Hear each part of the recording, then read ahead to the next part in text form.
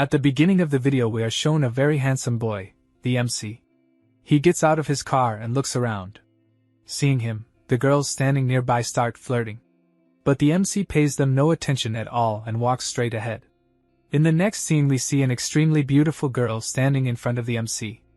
Actually, the MC has come here to propose to her. The MC has only one hobby, impressing beautiful girls. The MC gets down on his knees and gives the girl a bouquet of flowers. The girl blushes when she sees the flowers and covers her mouth with her hand. After a little hesitation she accepts the MC's proposal. Then the MC leads the girl toward his car. Just then another boy arrives, shouting angrily that this girl left a handsome boy like him only because you are more handsome than me. Looking at him, our MC smiles and says, "Do you think only I am handsome? No, I am a student at Polytechnic University. I wear good clothes. I am tall, smart, and handsome too. But you are just a rogue who only knows how to cheat. You harass girls and call yourself handsome. Is that the quality of handsome people?" After saying that, the MC leans close to his ear and whispers softly, "I have heard that you are not only a deceiver but also an addict." The MC leans in further and whispers, "You do drugs and use money to spend your nights. Not only that, I've also heard that one of your kidneys is failing. Next time if you come near this girl I will make your condition even worse. And you are talking about behaving as if you will beat me up in this condition. Go home, kid, and drink your milk." Saying this, the MC suddenly delivers a powerful punch to the boy. The punch is so strong that the boy immediately falls unconscious. After that the MC walks away from there with the girl. On the way the MC tells the girl, "Sister, your anger has calmed now. I don't think that boy will trouble you again." Here we learn that the MC was not actually this girl's boyfriend. He had come as a fake boyfriend for money. In reality the MC helps others and, in return, protects them. It also becomes clear that the MC's real name is not Master Churan. So from today on we will call him simply the MC. Walking with the girl, smiling, he says, "That was fun. MC, can you be my boyfriend?" "Sister, how can you say that?" he replies. "I came here only to help you, and yet you cling to me." The scene then shifts. Now the night atmosphere is shown. We see that the MC receives some money for helping that girl. The MC thinks, "With this money I will eat well today." But things don't go as he thought. The money the MC earned is all spent on rent. The car, watch, coat, and other things he had rented that day, all of it consumed his earnings. After that he has no money left. From here we understand that the MC is not actually a rich person. He simply helps others and uses the money he receives in return to run his household. The scene changes again. Suddenly many cars stop in front of the MC. Numerous men get out of those cars, and the same boy whom the MC beat in the morning is among them.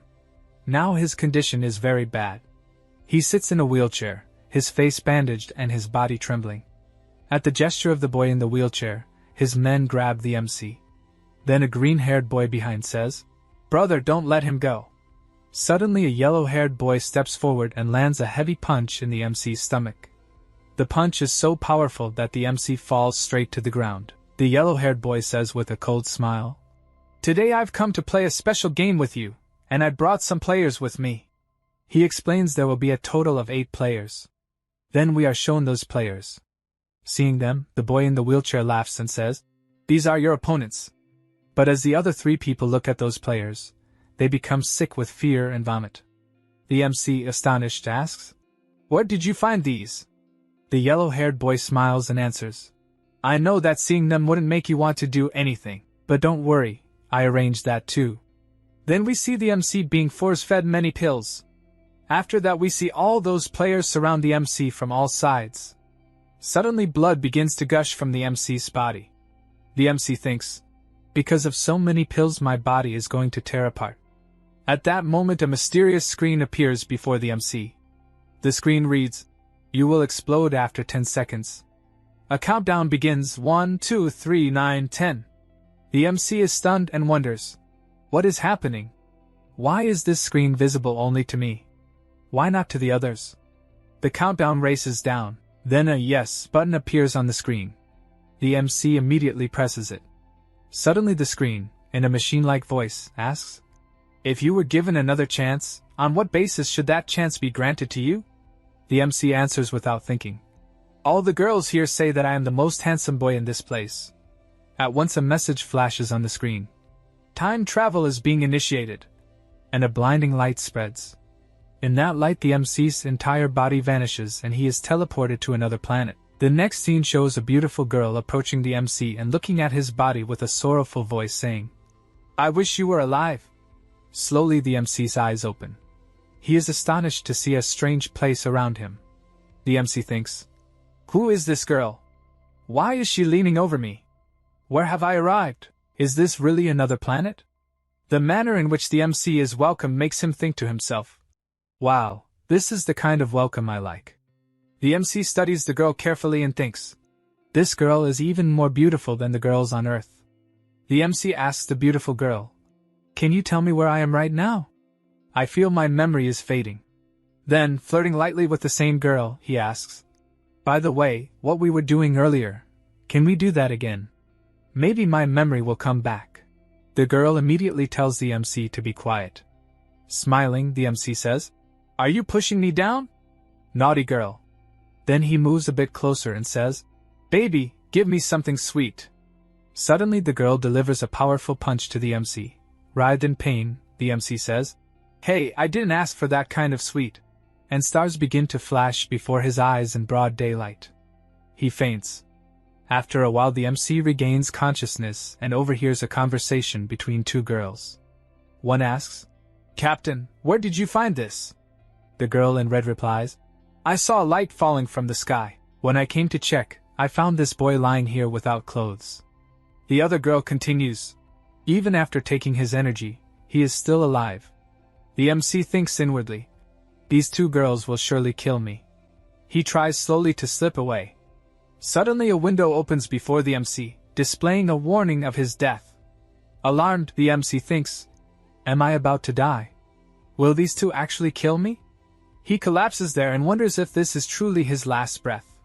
While the MC is thinking this, a girl suddenly stands before him. Seeing her, the MC asks, "Have you come to help me?" But then the girl unexpectedly delivers a fierce kick to the MC. He flies through the air and falls straight into the water. The MC struggles to swim out with great difficulty. As soon as he emerges, he sees a horde of girls surrounding him. Panic-stricken, the MC cries out, "Are these girls or demons? Why are they after me?" At that moment a very beautiful girl arrives and, in a stern voice, asks those girls, "Why are you all disembarking from the ship and loitering here?" One of them answers, "Captain, we saw him wandering around here. We thought he would cause trouble. That's why we came to stop him." Their captain angrily says, "Finish the task we came here for. I will handle this boy myself." On hearing this, the other girls leave. As they go, Jiang immediately places a sword to the MC's throat and says, "Who are you? What have you come here to do? Tell the truth quickly, or I will kill you right here." The MC, frightened, tries to speak. But hearing him, the captain grows even angrier and lifts her sword to kill him. Suddenly the red-clad girl attacks to save the MC. Her strike causes the sword to slip from the captain's hand and fall between the MC's legs. She approaches and tells her partner, "This boy is very special. Even after taking his energy he is still alive. He could be useful to us later. So take him on a mission with us." By the way, the beautiful girl's name is Yao Ji. After that we are told the MC is sent to the ship's guest room, where he begins to rest. Meanwhile we see large monsters prowling around the ship. Next the guest room scene is shown, where the MC sits alone, thinking, "I have been in this world for quite some time and I've learned a lot about it. Clearly, rule here belongs to women." Then a map of the place opens before the MC. From that map we learn this is a wild island. Nearly every part of the island is ruled by monsters. Humans hold only a small corner. The women of this world who fight those monsters are called cultivators. The MC also realizes that men's condition here is extremely bad. Men are used only for servile tasks and for producing offspring. Once their purpose is fulfilled they are pushed aside like slaves. The MC thinks it is no surprise that the women here are more powerful than men, and have ruled this place by their own strength. The MC begins to cry as he thinks, "That time travel machine has thrown me into a feminist world where women rule and men live like slaves. I must return to my world by any means." Suddenly a system window opens before the MC. The window informs him, "You have spent 72 hours in this world. Therefore you will be granted a free gift." Hearing the word, gift, the MC becomes very happy. Laughing he says, "Yes, baby, why didn't you tell me earlier there's a gift? Give me my gift quickly." Then the system window reads, "If you want the gift, click yes." As soon as the MC clicks yes, a large array of weapons and guns appears before him. The MC picks his preferred guns and takes them into his hands. A message then appears on the screen. If you want ammunition for these guns, you must purchase the bullets separately. Reluctantly, the MC buys some bullets and loads the gun. After that, we are shown a grand city scene. The ship arrives and stops there. As Yao Ji steps out of the ship, a small squad of soldiers immediately bows before her. The MC watches all this from a distance. When the MC enters the city, he sees towering skyscrapers and thinks, "Wow, powerful people must live in this city." Walking along, some girls see the MC and start whispering among themselves. Then a red-clad girl looks at the MC and says, "He looks very cheerful." At the girl's comment, the MC bursts into laughter. Judging by his face, one would never guess he's been brought for watch duty or some formal job. The scene shifts. A grand palanquin passes by carrying an elder called Red seated with a white lion. The sight astonishes the MC. Then he sees another girl mercilessly beating slaves. One slave boy cries out, "If you don't stop beating him, he will really die." But the girl does not stop. The boy insists, "Great one, if you don't let him go, he will die." Hearing this, the elder Red in the palanquin does not like it. She orders her tamed lion, and the lion pounces on that boy. Watching from afar, the MC trembles. The elder Red says in a cold voice, "In this world, boys have no right to speak. No one has the right to speak so loudly. The punishment for this mistake can only be death." Then we see the lion tear the slave apart and devour him. The other slaves stand aghast at the sight. The MC thinks to himself how dangerous the women here are. A life can be lost at the slightest provocation. What kind of place have I stumbled into? Oh God! The MC moves on and after some time enters a colony. He thinks this must be the colony he was told about earlier, a place where women's rule is strict and men's condition is pitiable. Lost in thought, he suddenly asks the girl accompanying him, "Which district is this where you have brought me?" The girl replies with a slight smile, "This is the place where we keep all the men. You are truly lucky to have arrived here. If you wish, you can live more than 100 years here." The MC grins mischievously and says, "Oh, so this is the place where you all have fun with men." The girl smiles but speaks seriously. "If you truly want to become more powerful, you will have to detach your private part from your body. Then you will no longer be placed in the man category. Is that acceptable to you?" Hearing this, the MC falters, makes an awkward grin, and immediately asks, "Okay, so what are the eligibility criteria to become a furnace candidate?" The girl is a little surprised and replies, "Every year many people are sent to this hall for the trial. They come from different parts of the continent. The people you saw outside are all war captives. To tell you the truth, you are very lucky. Most people aren't even worthy of joining our sect. But you got this chance, and that's a big deal." She grows serious and adds, "Stay here and don't pry around. I will go to our leader now and inform her that you have arrived." As the girl departs, the MC thinks to himself, "Oh God, if this system weren't here, maybe I'd have to cut my family treasure and stay here for real. What would have become of me then?" While he is lost in these thoughts, he suddenly hears many footsteps. Startled, he looks in that direction and realizes it's the same group he had seen earlier. The MC wonders what they are doing here and for what purpose they have come. We then learn that the girl leading them is none other than Elder Red's daughter, Miss Red. Miss Red tells the girls walking with her, "This time I have brought 8 slaves. I will exchange some of them for contributions, credits." Hearing Miss Red, a girl behind says, "Big sister, you are so lucky to have gotten so many credits. My contribution is only 10. I can do nothing with that." As Miss Red steps forward, her gaze suddenly falls on the MC and stops. Miss Red walks straight up to the MC and, smiling, says, "Oh handsome boy, what are you doing here? Why are you just standing like this?" A girl standing beside Miss Red eagerly exclaims, "Big sister, I want him. Please give him to me. He's so cute." Hearing all the girls talk, the MC makes a strange face and thinks, Even if this world is entirely female, that doesn't mean I'll let just any girl use me for fun. If I do, it will be only with the girl I choose, not with those who want to treat me like a toy.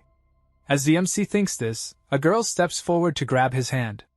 The MC immediately pulls his hand away and says, "Listen, madam, please stay away from me. I do not want anything to do with you." At this, the three girls' faces harden.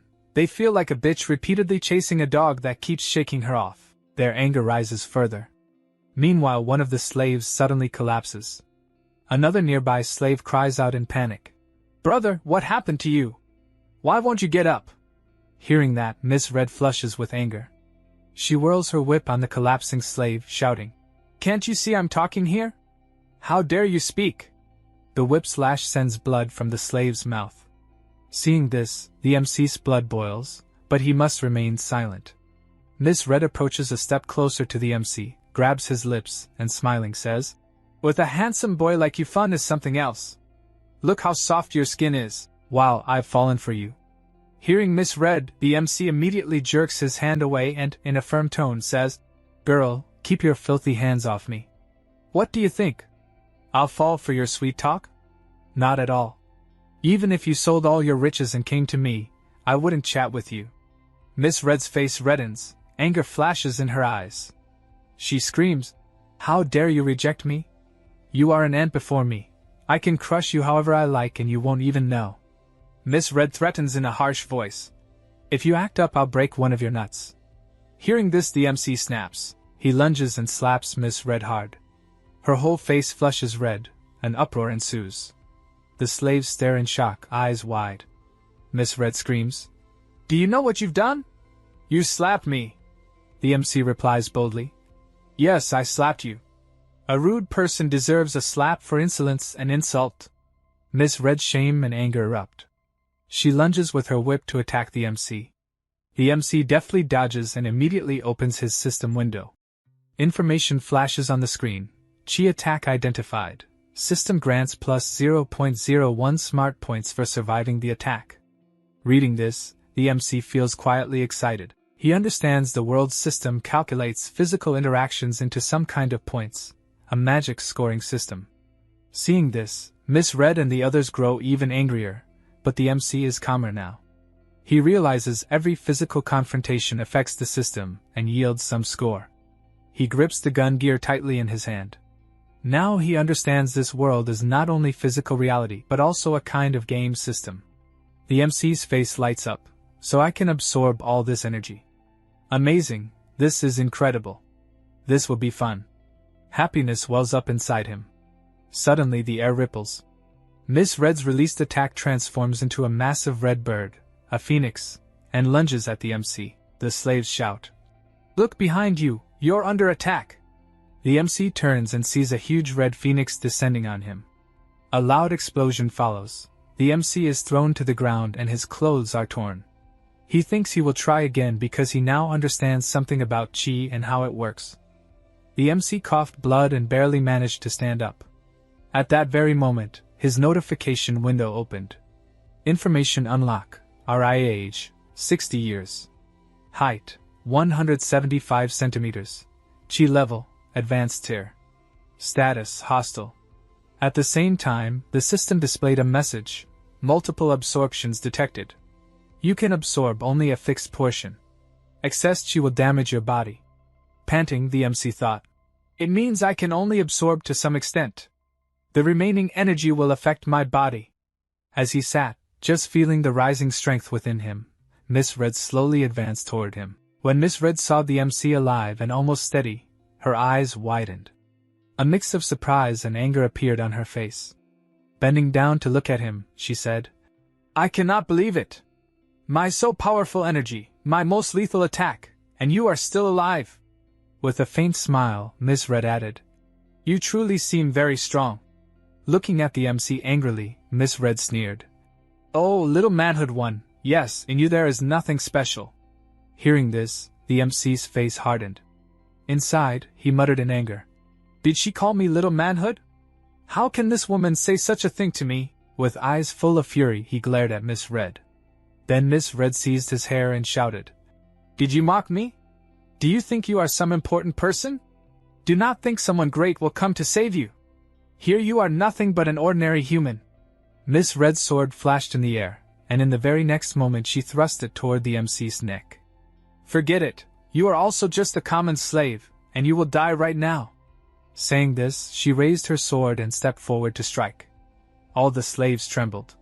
But then the MC's eyes changed. On his face appeared anger along with a strange kind of confidence. Suddenly, in front of Miss Red a gun appeared. Miss Red was stunned, and on the faces of the slaves, for the first time, a faint glimmer of hope appeared. Pointing the gun, the MC said in a cold voice, I did not come here to be anyone's slave. If you think I am just a toy, your thought is wrong. Your every attack is points for me, and I am absorbing it.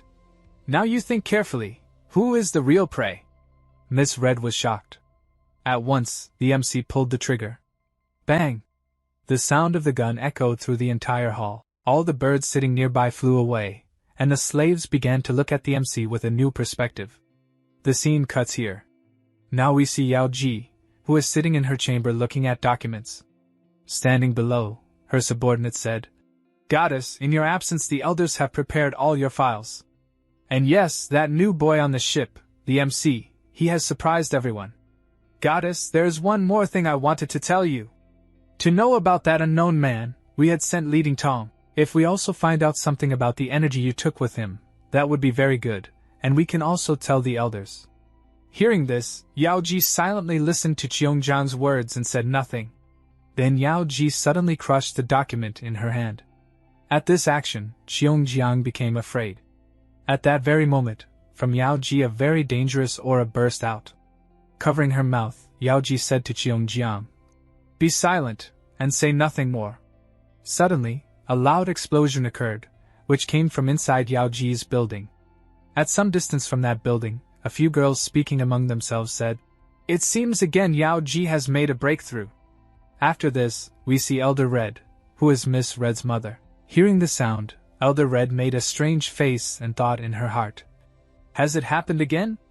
Has she again made a breakthrough? At that moment, the pendant near Elder Red broke.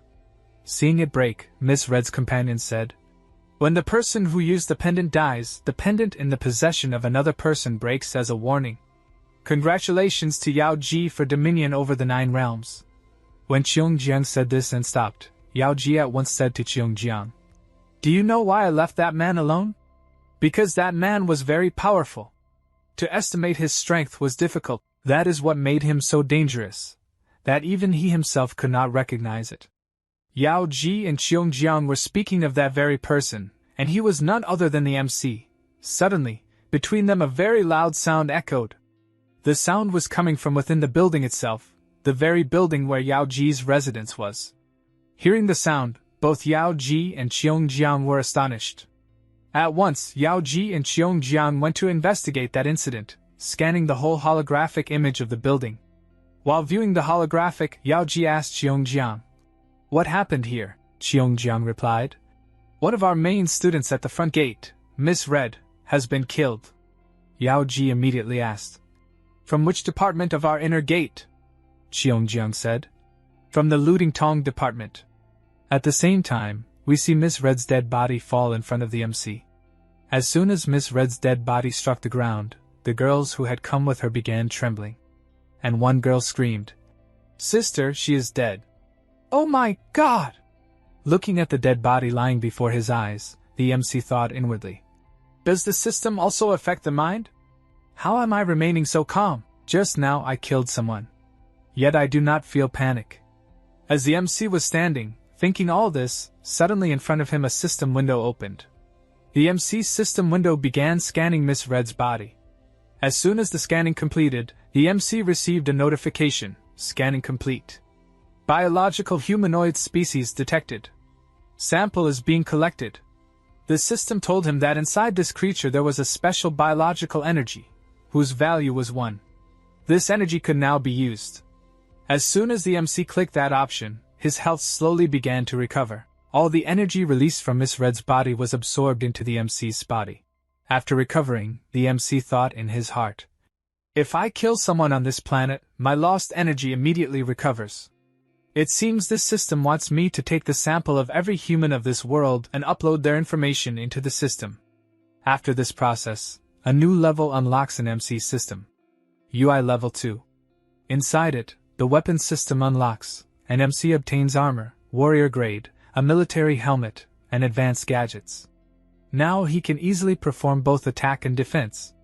Meanwhile, from one room a group of people comes out and starts moving directly toward MC. The one walking in front is a lady.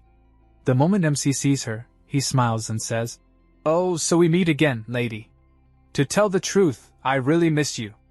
As soon as Bailu steps forward and stands in front, the two girls behind her point fingers toward MC. One of them shouts, "Senior sister, hurry up and arrest this slave. He killed big sister Miss Red."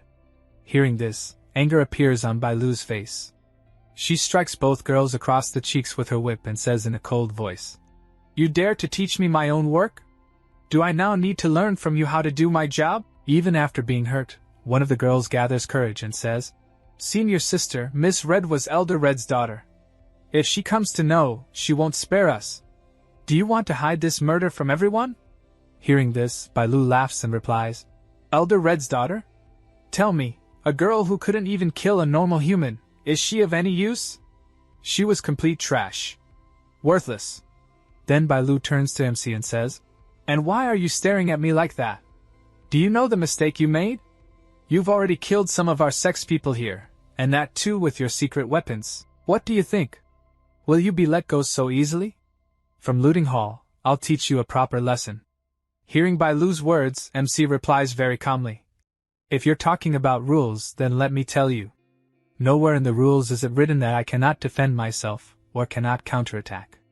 Am I right? I'm speaking correctly, aren't I? I thought strength was valued the highest here. I never wanted to kill her. I only wanted to give her a little lesson because she wanted to take my life. But I didn't know she would die so easily." Hearing MC's words, Bailu becomes impressed. Smiling, she says, "Your attitude is sharp, and your tongue is even sharper. I must admit. Fine. If you survive Elder Red, I'll personally let you enter my hall and give you proper training." Saying this, Bailu falls silent. At that moment, suddenly, a tiger leaps swiftly to attack MC.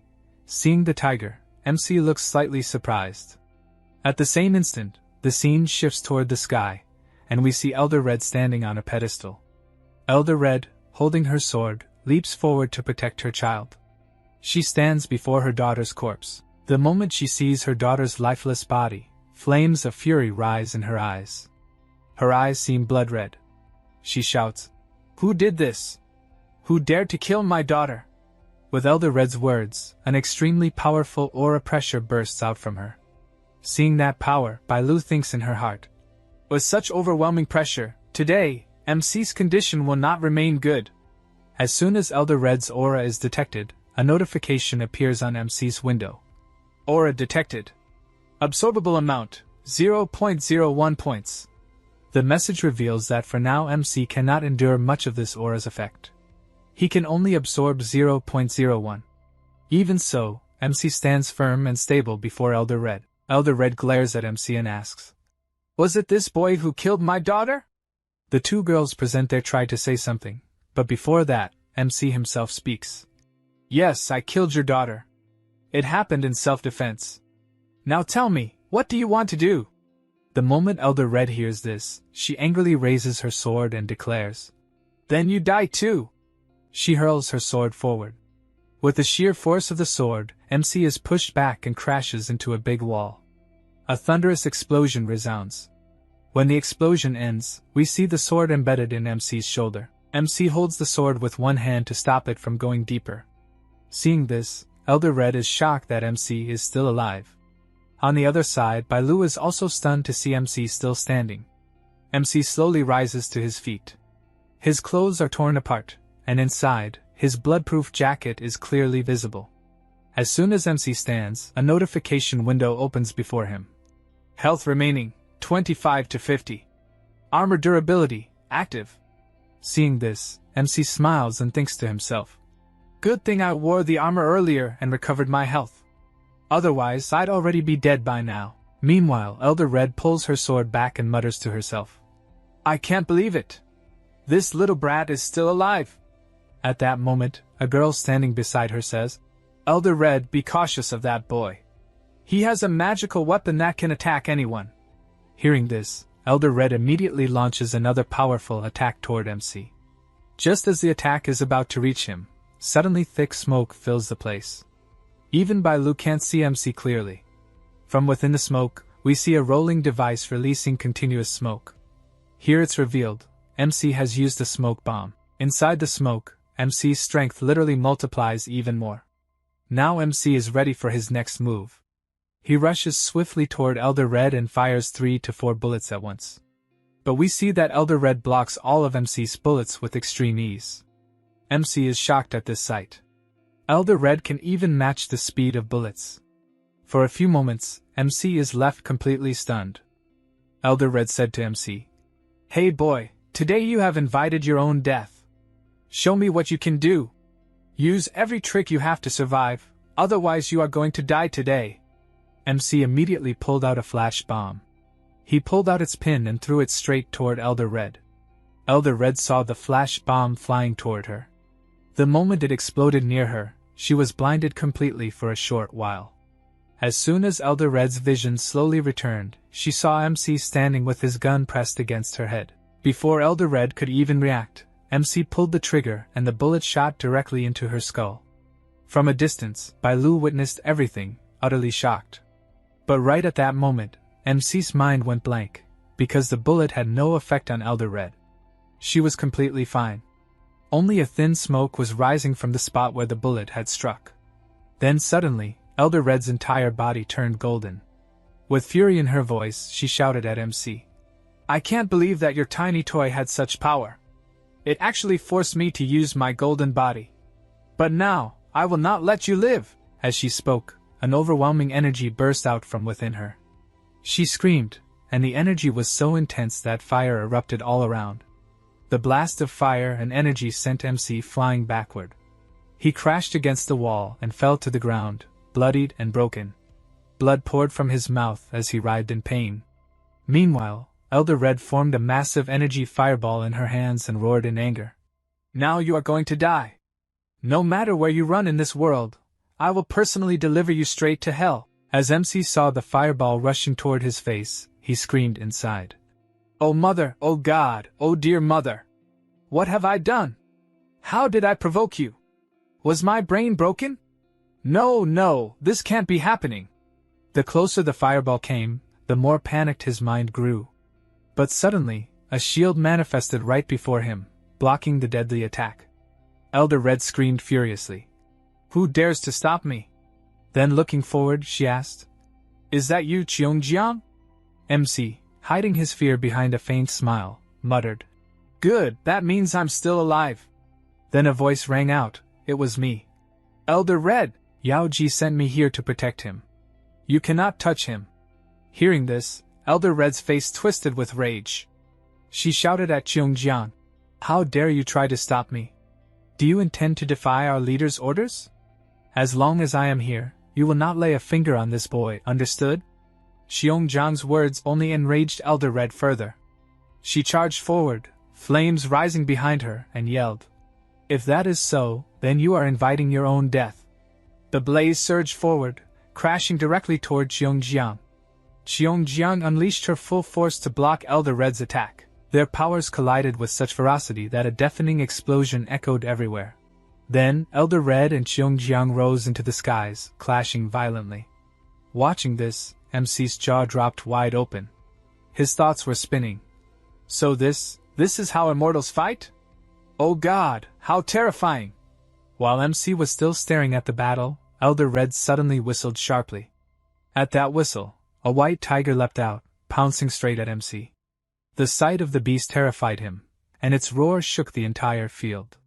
The tiger's claws slammed into MC, sending him flying.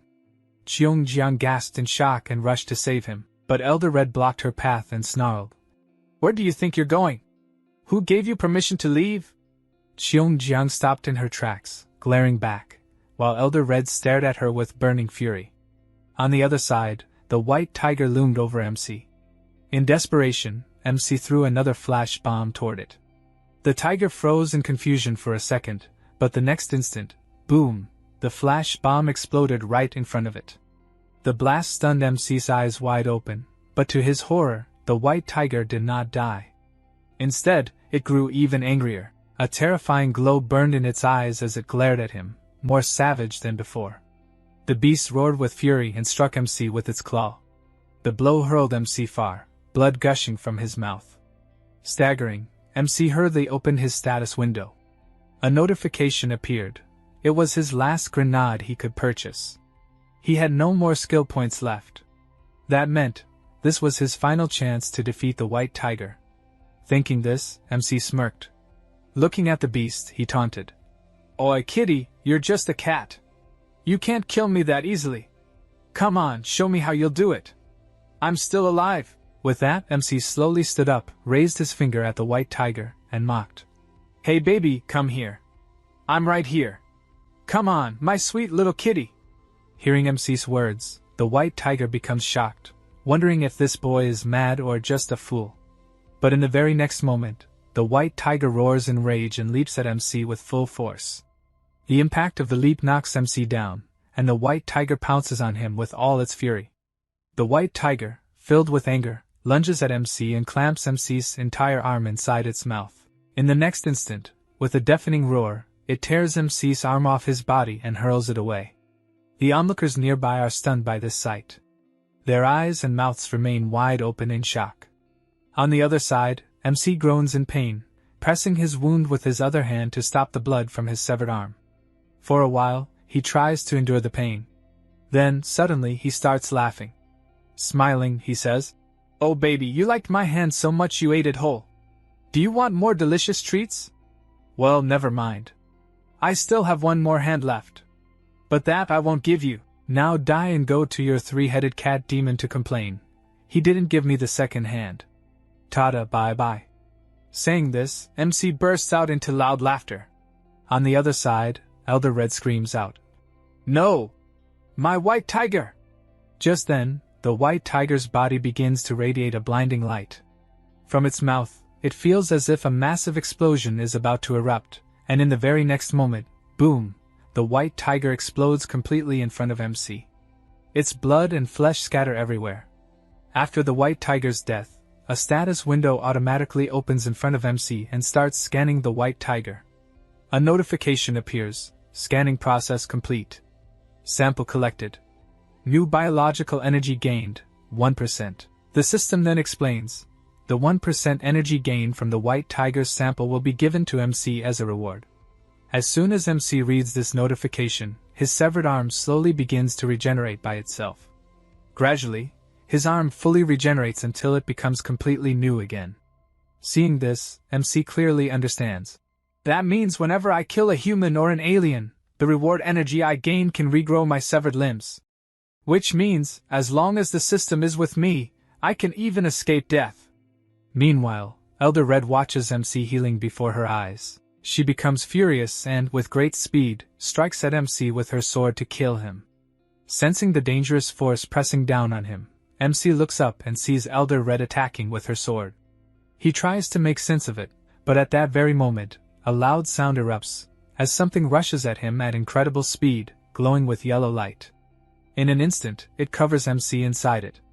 As MC becomes enclosed within this yellow light bell, Elder Red's sword descends upon him. But the moment the sword strikes, a tremendous explosion erupts between the yellow light bell and the sword. When Bai Lu witnesses the power of this blast, she immediately realizes, this is no ordinary explosion. The energy protecting MC is none other than that left behind by their sex guardian elder. Only this energy could block Elder Red's attack. As Bai Lu understands this, she looks forward, and there stands Cheongjiang in front of MC. Standing firmly, Cheongjiang shouts at Elder Red, "Elder Red! If I can use this once, then I can use it again. After all, I am not just anyone, I am the guardian of our chief." While Cheongjiang reveals this important truth, we see MC brushing the dust off his clothes, glancing around, and saying, "Man, what just happened here? And how did such a huge explosion happen? I don't understand anything." Hearing MC's words, Elder Red grits her teeth and glares at him. Then she quickly leaves the place. Seeing her leave, MC says, "Oh wow, she really left. That's fun." As soon as Cheongjian hears MC's remark, she says to him, "Do you even know what you just did?" Hearing her, MC replies, "Yes, I know." Then widens his eyes, opens his mouth, and starts laughing loudly. While MC is laughing, Cheongjian says, "You too, what are you standing there for? Quickly take him to the sect chief. He is calling for him." After saying this, she leaves the place.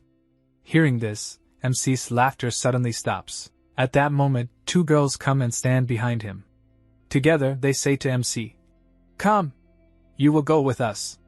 Hearing this, MC says, "Wait a minute. Hold on." Saying this, MC turns and looks at the prisoners. Then he walks toward them and stands before them like a king. After standing there, MC quickly reaches into his pocket, pulls out a bandage, and looking at all the people sitting before him, thinks to himself, "Why should I take all the benefits of the system just for myself? Let me help these people too." Then MC says to all the slaves, "Come, let me treat you a little and tie this bandage for you." After saying this, he rips open the pouch, takes out a strip of bandage, and quickly shows his agility by wrapping it neatly around the injured man, that slave. After finishing his work, MC claps his hands and says, "This is great." On the other side, when the other slaves see their companion wrapped in bandages, their jaws drop wide open and their eyes stay bulging in disbelief. Meanwhile, the injured man suddenly feels that he is slowly recovering, his wounds gradually healing. As the injured slave starts to heal, his companion's eyes light up and they begin to rejoice. When he almost fully recovers, another slave shouts loudly, "Brother! Are you really healing so fast?" Hearing this, MC gives a faint smile. Then the scene shifts. Now we see a grand mansion. Outside one of its rooms, two girls are standing. From inside that room, strange sounds are coming. "Oh yes, come on, oh yes." Immediately, the scene moves inside the room, where we see MC directly. He is humming a tune, perhaps singing. In his heart, MC thinks, "I never imagined that after so many days I would finally get such a good bathtub and such a comfortable chance to bathe." After suddenly two girls wearing transparent clothes enter his bathroom. They are carrying clothes for MC. Seeing them, MC is startled, and immediately his foot slips, he falls back into the tub again. A little later, we see the scene where MC comes out of the tub, and the two girls begin dressing him. Here, MC learns that this world has a different rule. Most of the work here is done by women. These two girls, in fact, will do every appointed task for him. While MC is thinking about all this, suddenly his gaze falls straight onto the snow-white curves of one of the girls standing before him. For a moment, MC melts inside. He mutters to himself, "This is exactly what I wanted, exactly my type. I love you, baby." But then suddenly MC remembers, if her husband finds out about this, I'm finished. He'll point a gun at me and shout, "How dare you!" Frightened, MC steps back and says, "No, you two stay right here. I'll put on the rest of my clothes myself. Don't come near me."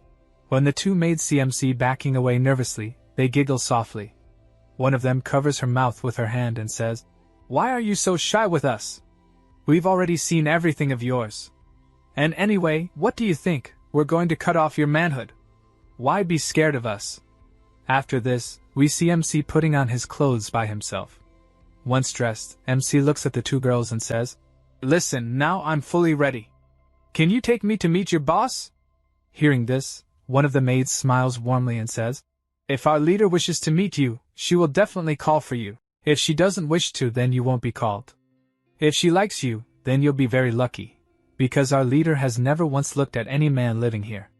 But you, I feel like you might get the chance to meet her." While this maid is speaking, the other maid elbows her sharply and says, "Are you crazy? How can you flirt with him? If our leader finds out about this, she'll definitely expel us from this island. Do you want to be thrown out?" Hearing this, the first maid immediately hurries away. As she leaves, MC suddenly catches a glimpse, through her transparent clothes, of that thing beneath. His eyes widen in shock and he freezes on the spot. As the two maids leave, MC opens his status window. There, he finds something new and says, "What is this thing, bro?" Immediately, the status window AI informs him, "Your charm points have reached 100. Hearing this, MC says, "My charm. I guess it must have come straight from planet Earth. Okay, baby, tell me more, what else is there about this?" MC then absorbs all the information from his AI. He realizes that due to a single-shot kill earlier, he had received a reward, a white tiger pet. Excited, MC quickly confirms it. As he confirms, a white tiger pet appears in his hands. Looking up at MC, it says, "Meow." MC then checks the information about this white tiger pet. He learns that it functions exactly like a drone. It can fly, observe anything, gather information, and give him location data. Seeing this, MC becomes extremely happy and, playing with the white tiger, says, "Daddy loves cats so much, so I'll name you Meow Meow." Thus, the poor white tiger pet is officially named Little Meow. It seems to like this name very much and becomes ecstatic, laughing joyfully at hearing MC call it Little Meow. While MC and Little Meow are laughing, a gust of wind carrying a very sweet fragrance passes between them. MC and Little Meow are both captivated by the scent. MC tries to trace it and quickly heads outside his room. Following the fragrant wind, MC enters another room and sees a steaming hot swimming pool with a faint shadow inside. Looking at the pool, MC is shocked, his cheeks turning red like tomatoes. Little Meow, seeing the scene, freezes and stares at the girl in the pool. It is none other than Miss Red. Little Meow starts drooling and bleeding slightly from its claws, trembling uncontrollably. MC watches all this from a distance. Suddenly, Little Meow darts forward at incredible speed. MC shouts from behind, "Fool! Where are you going? Don't you know who's there?" Little Meow ignores MC and races to Yao Ji. Upon reaching her, it starts playing with her chest. While doing so, Little Meow says, "I need milk now. Do whatever it takes, give me milk." Yao Ji is slightly shocked by this behavior. MC, standing afar, holds his head and closes his eyes. Yao Ji, seeing Little Meow's antics, becomes furious. Little Meow, still playing, says, "Meow meow meow meow." Yao Ji grabs Little Meow, lifting it carefully to inspect it. As it moves away from her chest, it starts yelling and crying. In response, Yao Ji tosses Little Meow upward, where it disappears into the air. MC watches from afar, stunned, thinking, "What happened to my Little Meow? How did it vanish?" Just then, a notice appears on MC's screen. "Your ghost tiger has been destroyed. It will automatically respawn after some time. Do not worry." Reading this, MC feels a bit relieved. He thinks, "I thought my Little Meow was gone, but at least I can still summon it back." While MC contemplates this, he suddenly feels an invisible force pulling him.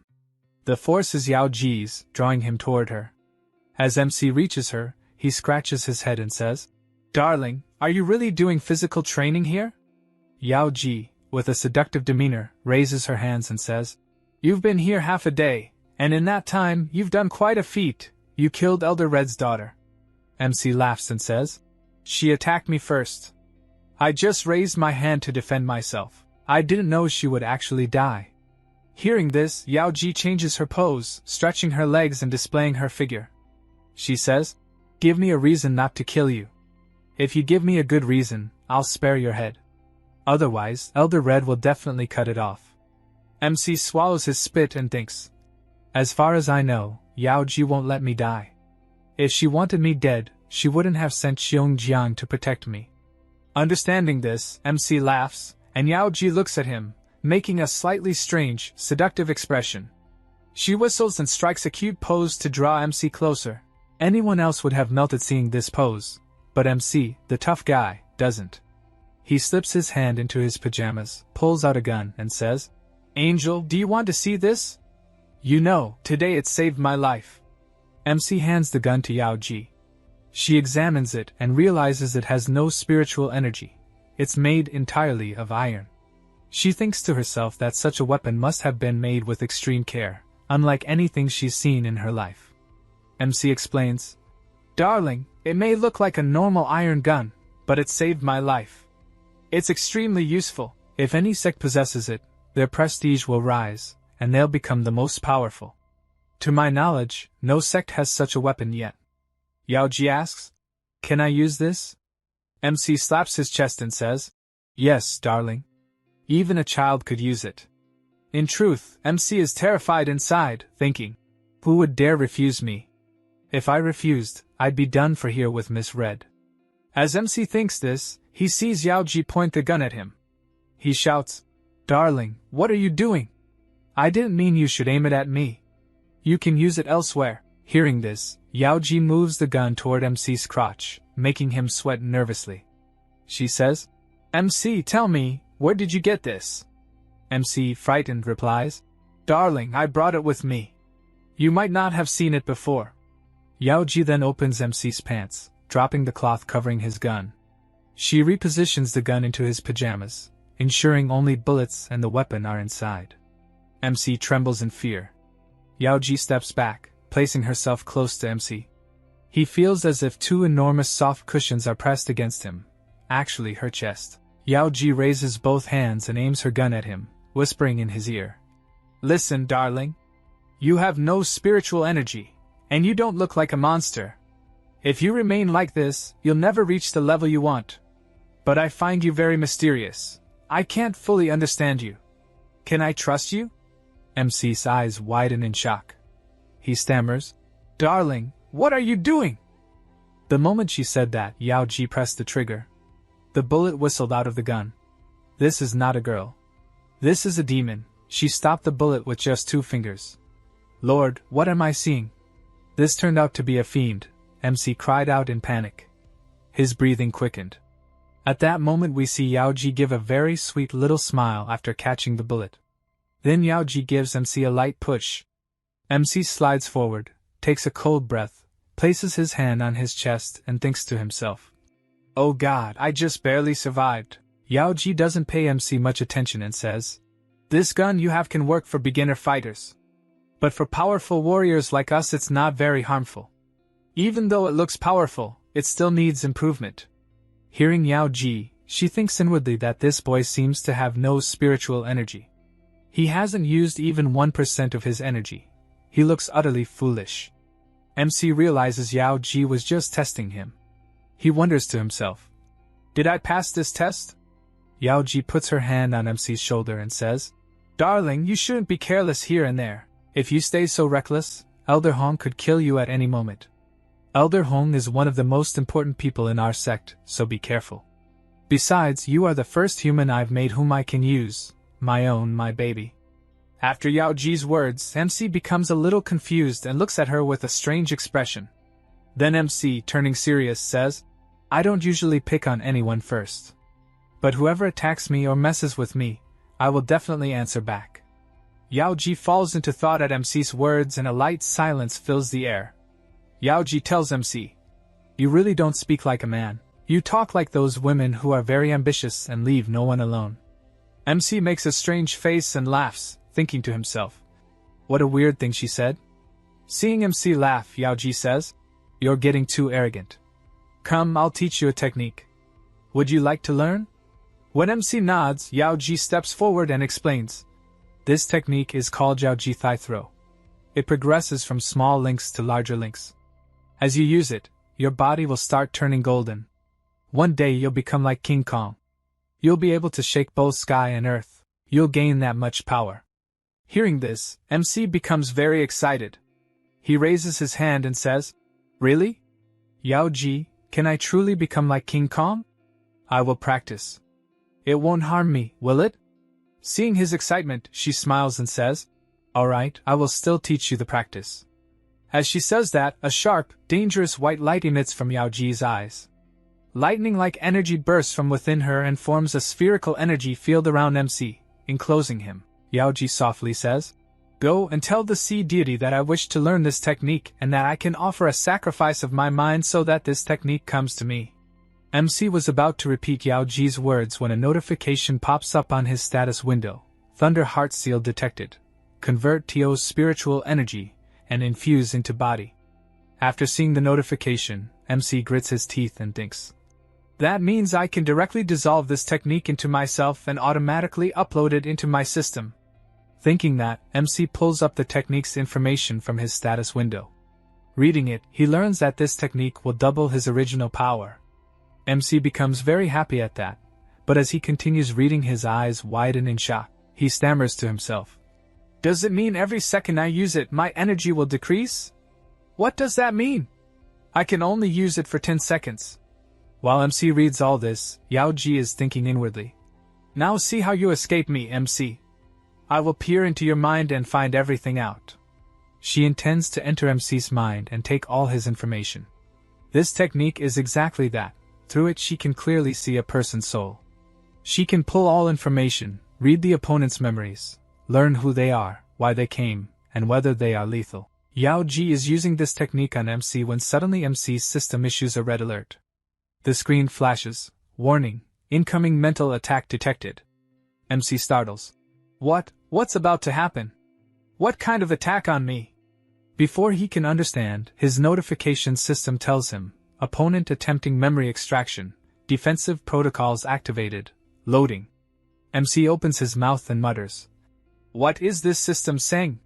While MC is trying to make sense of everything, we see Yao Ji in great trouble.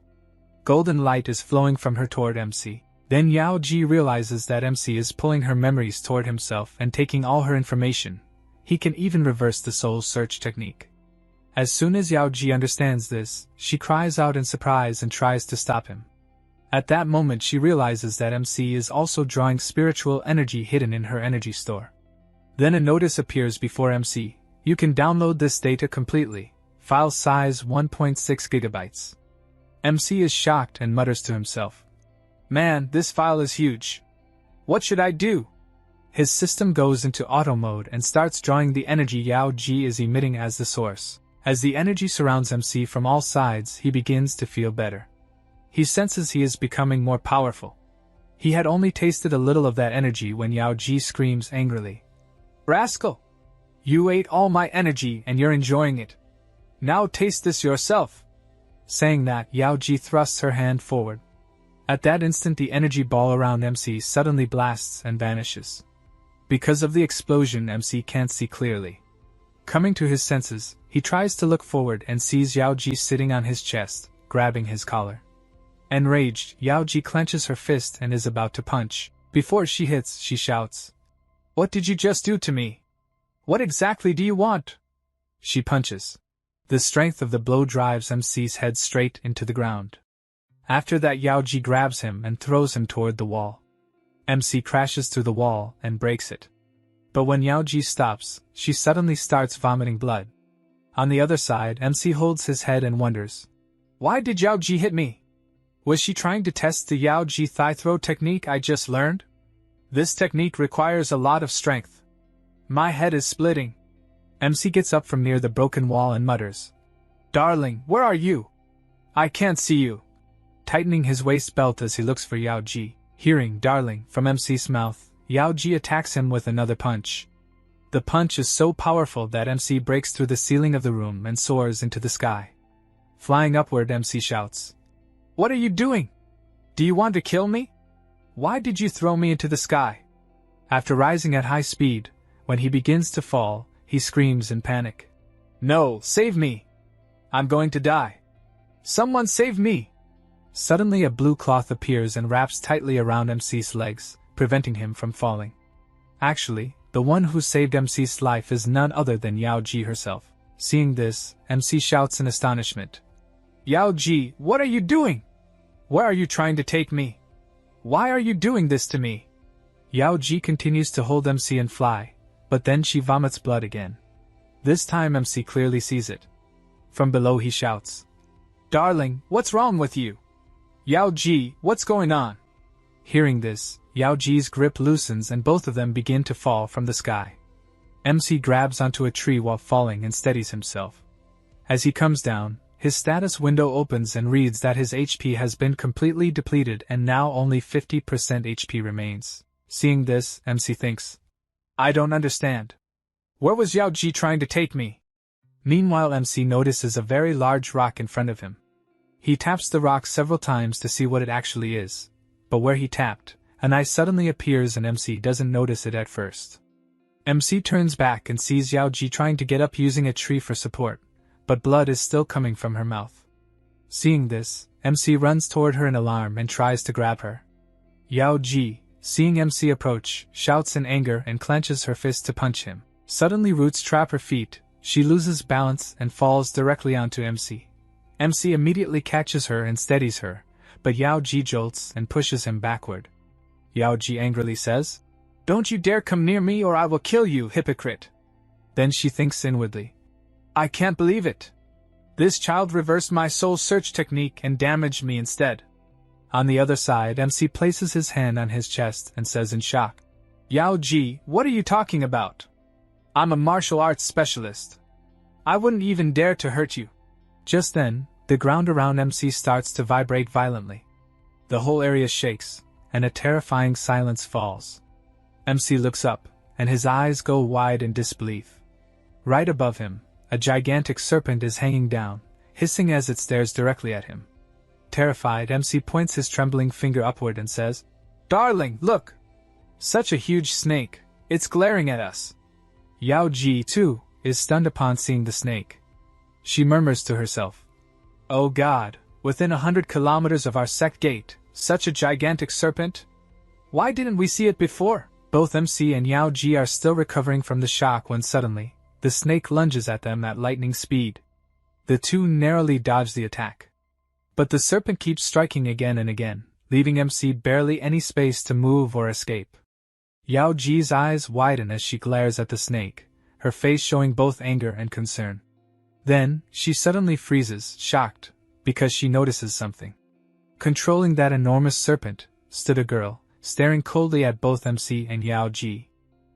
That girl steps forward and, in a trembling voice, says to MC, "Why did you disturb me so late at night? What do you want? How dare you wake me?" She adds that she traveled thousands of kilometers to sleep here, and introduces herself as Hong Yi. Hearing Hong Yi, MC quickly raises his hands in a placating gesture and says, "Sorry, sister, please forgive us.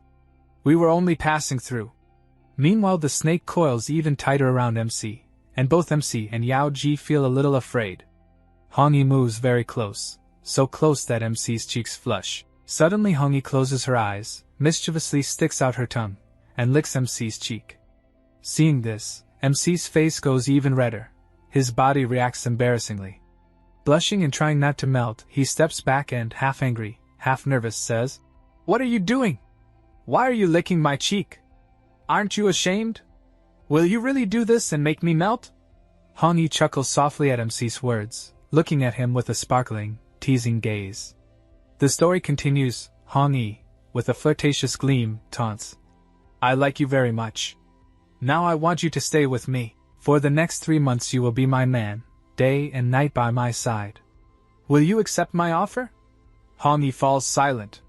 Yao Ji, in a serious tone, interjects, "Hong Yi, it's already too late. This man is already mine." Hong Yi laughs at Yao Ji and teasingly asks, "Do you really want to stop me? Do you have the nerve?"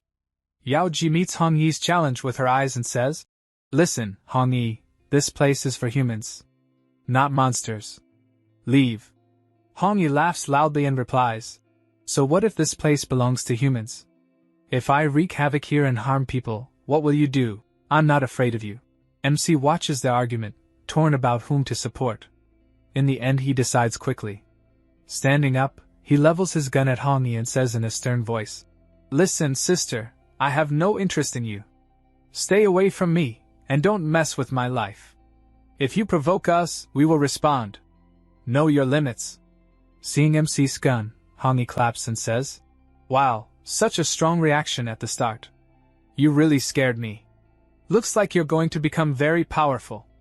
MC smiles at that, and the atmosphere tightens, ready to break into conflict. Hong Yi says she finds MC even more interesting now, so she won't keep him for 3 months but for half a year instead.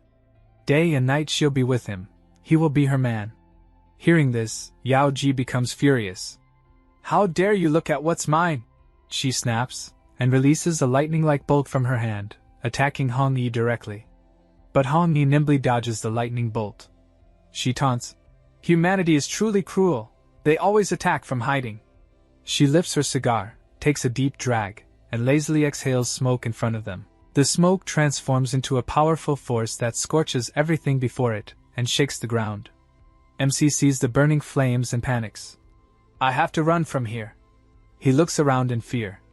At that moment Yao Ji appears behind him, ready to counter the attack. She flings a white feather toward Hong Yi. As the feather moves toward her, it unexpectedly soars into the sky. Hong Yi watches the feather ascend with some surprise. She doesn't understand what Yao Ji is doing. As the feather climbs high, a huge palace suddenly materializes in the sky. Hong Yi points at Yao Ji and asks, "Are you from the Yushin sect? I came thousands of kilometers to kill you." Yao Ji answers calmly but firmly, "You are only 100 kilometers from my Hyo sect right now. If you beg for forgiveness before our sect arrives, I will forgive you. But if my people get here, I will show no mercy. So quickly apologize and save your life." Hong Yi replies in an angry voice, "That's impossible. Yushin sect has attacked our Hyo sect many times. Many of our ordinary children and people have been injured, and some have died. Because of you, many children from our sect have been killed. Do you think I'll apologize? No. Our leader sent me to teach you a lesson." Yao Ji smiles coldly and asks, "Do you really think you can teach me a lesson on your own?" She falls silent. At that moment both Yao Ji's and MC's gazes turn toward the trees behind them. MC is shocked. Between the tall trees, many enormous eyes are staring at them, eyes so huge and alien that their hearts skip a beat. Hong Yi smiles and says, "No, Yao Ji, I did not come alone to teach you. I brought a whole monster army." As she speaks, the camera, slowly pulling back, reveals massive, dark shadows in the gloom. Her army arrives, towering warrior monsters wearing armor, beast-like soldiers, and strange, long-tongued creatures whose eyes glint in the dark. Yao Ji says, slightly surprised, "So this was your plan?" MC backs away and whispers, "This is going to be bad." Hong Yi laughs and says, "When I come to fight you, of course I bring an army, you crazy girl. Don't you understand?" As she finishes, her troops fall into formation behind her.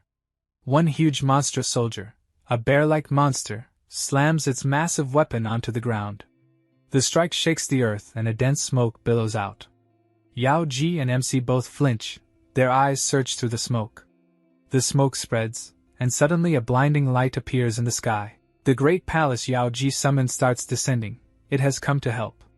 Hong Yi watches the palace and takes a deep puff from her cigar, her face full of confidence and challenge. As the Yushin palace comes close to the ground, giant swords drop from it, transforming the palace into an attacking formation. One enormous blade slashes downward and cleaves the earth. As the sword falls, Xiongjiang and the other warriors of Yao Ji's discipline charge forward. They kneel before Yao Ji and ask, "Sect leader, are you alright? Are you hurt?" Yao Ji, composed, nods. Hong Yi watches the unfolding scene and laughs. The Yushin sect did very well. They all arrived together. Now the real fun begins. I can wipe them all out at once. She turns to her snake monster and orders, "Go, destroy that Yushin castle ship completely." The snake monster's roar ripples the air. It spreads its wings and flies upward, heading straight for the palace. MC watches in amazement and mutters, "How is it flying with such a heavy body?" Yao Ji stands calmly, her eyes fixed on Hong Yi. The scent of battle fills the air. This fight could be anyone's last. Smoke rises. Suddenly the bear-type monster surges forward and the Yushin sect's female warriors advance to stop it. They come at the bear-like monster one by one. The beast lunges back. When the monster swings its cleaving axe into the ground, the force launches the women backward, tossing them aside. MC watches from below as the snake-type monster circles and rains destruction on the sect castle. Massive damage slams the palace again and again. MC grits his teeth, visibly worried. At that moment the bear-type monster was about to strike a girl with its blade when something falls onto its head. The hit enrages the bear-type monster, which lets out a terrifying roar. MC fires a shot immediately and thinks, "This monster is extremely powerful. Even a Kar 98-like rifle has little effect. It can't be defeated so easily." Thinking fast, MC turns to Yao Ji and says, "Darling, can you help me? I can't beat this alone." Yao Ji assesses the situation and looks toward Xiongjiang. "Listen, Xiongjiang, this monster is incredibly powerful. We can't beat it this way. I must go to the magic city and fetch a powerful weapon. I'm going. You must protect our sect people here. We need to retreat." Xiongjiang nods firmly, looks ready, and coordinates the withdrawal. Everyone prepares to fall back. The second phase of the battle is about to begin. The fight will take on a far more dangerous turn, Yao Ji says in a serious voice. Xiongjiang, I can do anything, but I must leave right now. Xiongjiang nods and replies, Yes, leader, you may go. Just be careful. At that instant something suddenly reels MC toward it at tremendous speed, causing him to let out a loud scream. From above, Hong Yi sees someone moving at great speed. Her eyes dart down, and she recognizes that the one moving so fast is none other than Yao Ji. Seeing this, Hong Yi immediately orders her snake monster. Catch her! As the snake monster lunges, the Yushin sex swords strike in its direction. Hong Yi deftly veers her snake aside to avoid the attack, then shouts to her comrade. Great Bear, hurry! Capture that man! I must have him at all costs. On the other side, the MC and Yao Ji were now running at full speed. Behind them, a gigantic snake monster flew through the sky while a great bear thundered after them on the ground, each of its steps echoing loudly. The great bear was chasing them relentlessly, while the air was still thick with the scent of battle. Meow was keeping constant watch on the big bear. Through his status window, the MC could see everything clearly, the bear's position, its movements, and what it was doing. As he watched all this, the MC was also guarding Yao Ji's body and making sure she was safe. However, Yao Ji was still unconscious. After a short while, the great bear swung its massive weapon and sliced through a huge tree with astonishing speed. Right behind that tree stood Yao Ji and the MC. The moment the tree fell, the great bear instantly locked on to their location. As it pushed the fallen tree aside, both Yao Ji and the MC suddenly fell down. But in reality, what had fallen was only their puzzled dummy illusion. The great bear roared furiously. From a distance, the MC looked at that dummy and smirked. Then, glancing at his status window, he saw that the black bear was still roaring loudly in anger. Looking at the weapon in the bear's hand, the MC thought to himself, That weapon doesn't look very strong. I don't think it can harm me much. The MC gathered some leaves, performed a small magic ritual on them, then tied them into a small pouch and called for Meow. Meow immediately appeared before him, meowing loudly. The MC stood before Meow, preparing to plan his next move. He handed the small pouch to Meow and said, Go. Drop this in Big Bear's path. Sprinkle the contents ahead of him so he gets confused and loses my trail. Meow instantly covered her mouth with her tiny paws, hesitating nervously. It was clear she wasn't ready at all. The MC spoke in a slightly stern tone. If you don't listen to me, I'll never summon you again, and you'll never see Yao Ji either. Meow trembled for a few moments, then lowered her head. Did I use this? Holding the syringe in hand, the MC searched Yao Ji's body for a soft spot. The place where the injection would work most effectively. Once he found it, he quickly used the syringe like a knife and injected it in one sharp motion. The spot he hit was the delicate area between Yao Ji's two large mounds, and the injection went right there. The moment it entered, Yao Ji's eyes snapped open. She slowly regained consciousness. Startled and panicked, the MC threw the syringe away and raised his hands defensively. In a nervous tone he said, Listen, darling! I was just treating you. I wasn't trying to hurt you. Please don't kill me. Yao Ji stared at him coldly, suppressing the emotions rising inside her. She thought to herself, This boy still thinks this is a joke. Pretending to be scared, after daring to touch my most sensitive place. She sighed softly, brushing her hand against her hair, and asked, MC, now tell me, what's the situation here? The MC quickly pointed backward and replied, There's a huge bear chasing us. I managed to trick it for now, but I don't know where it is anymore. Yao Ji thought for a moment, then said calmly, All right, I understand. Follow me. I know a place where we can hide.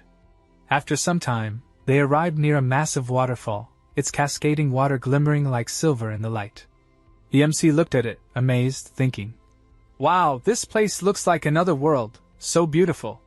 Yao Ji walked close to the rock wall near the falls. The MC asked curiously, Darling, how did you even know about this place? And are you sure we'll be safe here? Yao Ji didn't answer. She simply placed her palm on the wall.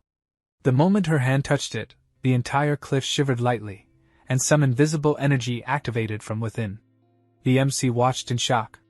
Meanwhile, far away in the forest, the big bear lifted its nose and sniffed the air, then roared loudly.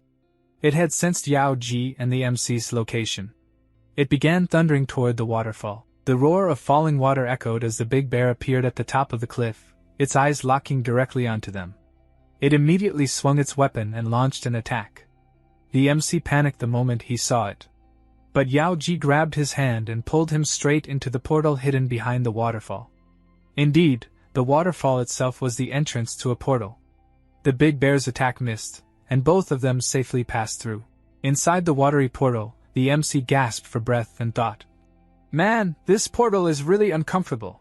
It feels terrifying inside." After swimming for a while, the MC emerged on the other side, only to crash down hard with a loud boom, sinking halfway into the ground. At that moment, a red warning screen appeared on his status window. The text read, "Warning, intense spiritual pressure detected outside the portal." The MC looked up and felt an immense power surrounding them. The spiritual energy pressure here was 10 times greater than before. Yao Ji looked at him and said firmly, "MC, the spiritual pressure here is 10 times stronger than outside. You must think carefully before making any move." The MC, slightly trembling, asked, "Darling, can you tell me where exactly we are right now?" Without replying, Yao Ji walked ahead, and the MC followed close behind. Then, his system gave another alert. "Scanning complete. You are awarded 1 profit point for contribution." The MC blinked, confused. "Profit? For what?" Before he could think further, his body began to reincarnate, growing stronger and sturdier. He grinned with excitement. "Wow! Just teleporting here is so rewarding. This place is amazing. My body's becoming even more powerful," he shouted. "Please, darling, can you tell me where we are? I really like this place." Yao Ji finally turned to him and said seriously, "This place is one of the royal fragments of the Yuxian sect.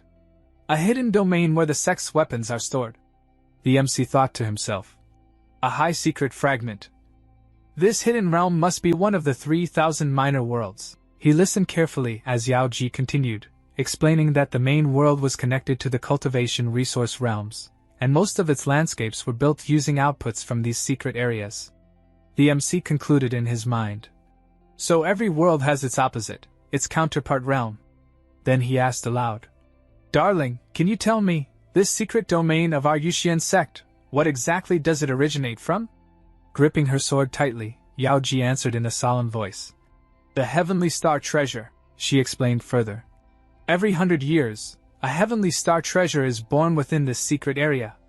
If you can absorb its energy into your body, your bones and strength will become unimaginably tough. Your body condition will reach the top level, surpassing normal human limits." Hearing this, the MC was both astonished and thrilled. Just then, through the teleport portal behind them, the MC saw the big bear forcing its way inside the secret area. His eyes widened. The danger was now very close. He pointed and shouted, "Darling, look! That big bear, it's coming straight for us." Yao Ji replied calmly, "Don't worry about it. The spiritual energy here is too dense. It will take a long time for it to reach us. This energy itself repels monsters." The MC nodded and followed her deeper inside. Then Yao Ji said seriously, "One of the Yuxian sect's elders once unlocked a layer of this realm." She raised her hand, and a bright light shone from her palm. She looked at the MC and asked, "Do you want me to show you the true secret of this place? Are you ready to see it?" The MC quickly asked. "So you mean, beyond this, the spiritual energy pressure will be even greater?" As he turned around, he saw the big bear had already entered the portal. He panicked, but Yao Ji didn't even glance at it. She grabbed his hand and pulled him into another massive portal. Inside that new realm, they found themselves standing in a magnificent, vast world, surrounded by towering mountains and shimmering light everywhere. The MC status window automatically opened, displaying multiple screens with data about this secret domain. He thought to himself, "The spiritual energy here is unbelievably strong, and the pressure is incredibly intense. If I stay too long, I might not be able to recover my smart points." As he pondered this, the big bear suddenly appeared again, charging toward them for an attack. But out of nowhere, something slammed into the bear's stomach, creating a massive hole in it. The MC trembled in fear, while Yaoji stayed completely calm. She said, "The spiritual pressure here is 1,000 times greater than the outside world. Anyone trying to fight using spiritual energy will instantly explode. Only I can use this power here." The MC was completely stunned. Just then, the big bear tried to attack again. But from between two giant trees, an arrow shot forth, striking directly into the bear's neck. The big bear staggered backward and collapsed. The MC gasped in shock. "What was that? Where did that arrow come from?" He turned toward the direction it had been fired, trying to grasp what was happening. Then his eyes widened. In front of him stood 3 or 4 strange creatures, all staring straight at him and Yaoji. One held a double-bladed sword, another carried a bundle of sharp arrows, and the third one's identity was unclear, hidden in shadow. Both the MC and Yaoji stood there, completely stunned by what they saw. MC asks nervously, "Darling, who is that?" Yaoji smiles faintly and says, "They are the natives of this secret area, beings born from dragon blood. You can call them living warriors." MC asks in surprise, "So, are they our friends or enemies?" But before Yaoji can even answer, a monster shoots 2 arrows at them. Yaoji sees the arrows coming and, with a swift movement of her sword, blocks both of them midair. Then she leaps down the cliff at lightning speed and lands straight in the middle of the monster group. Her sword flashes once, slicing their bodies cleanly in half, but suddenly, one monster jumps back and narrowly avoids her strike. Yaoji notices it immediately. That monster hurls its sword straight toward her. She spots the flying sword and counters it with her own. As their blades clash, the monster's sword rebounds back and pierces straight through its own neck. The monster falls dead. The battle has only just begun. The sword continues its flight and embeds itself deep into a tree behind. The monster drops lifelessly to the ground. Moments later, MC arrives and looks around in awe. He thinks to himself, "The system didn't react, probably because I didn't kill them myself. It'll only activate when I defeat a monster personally." Thinking that, he walks toward Yaoji and asks, "Is it true that we can't use internal energy here? Then how did you kill them?" Yaoji smiles faintly and answers, "I used martial arts techniques. Do you think becoming the leader of the ocean sect is that easy?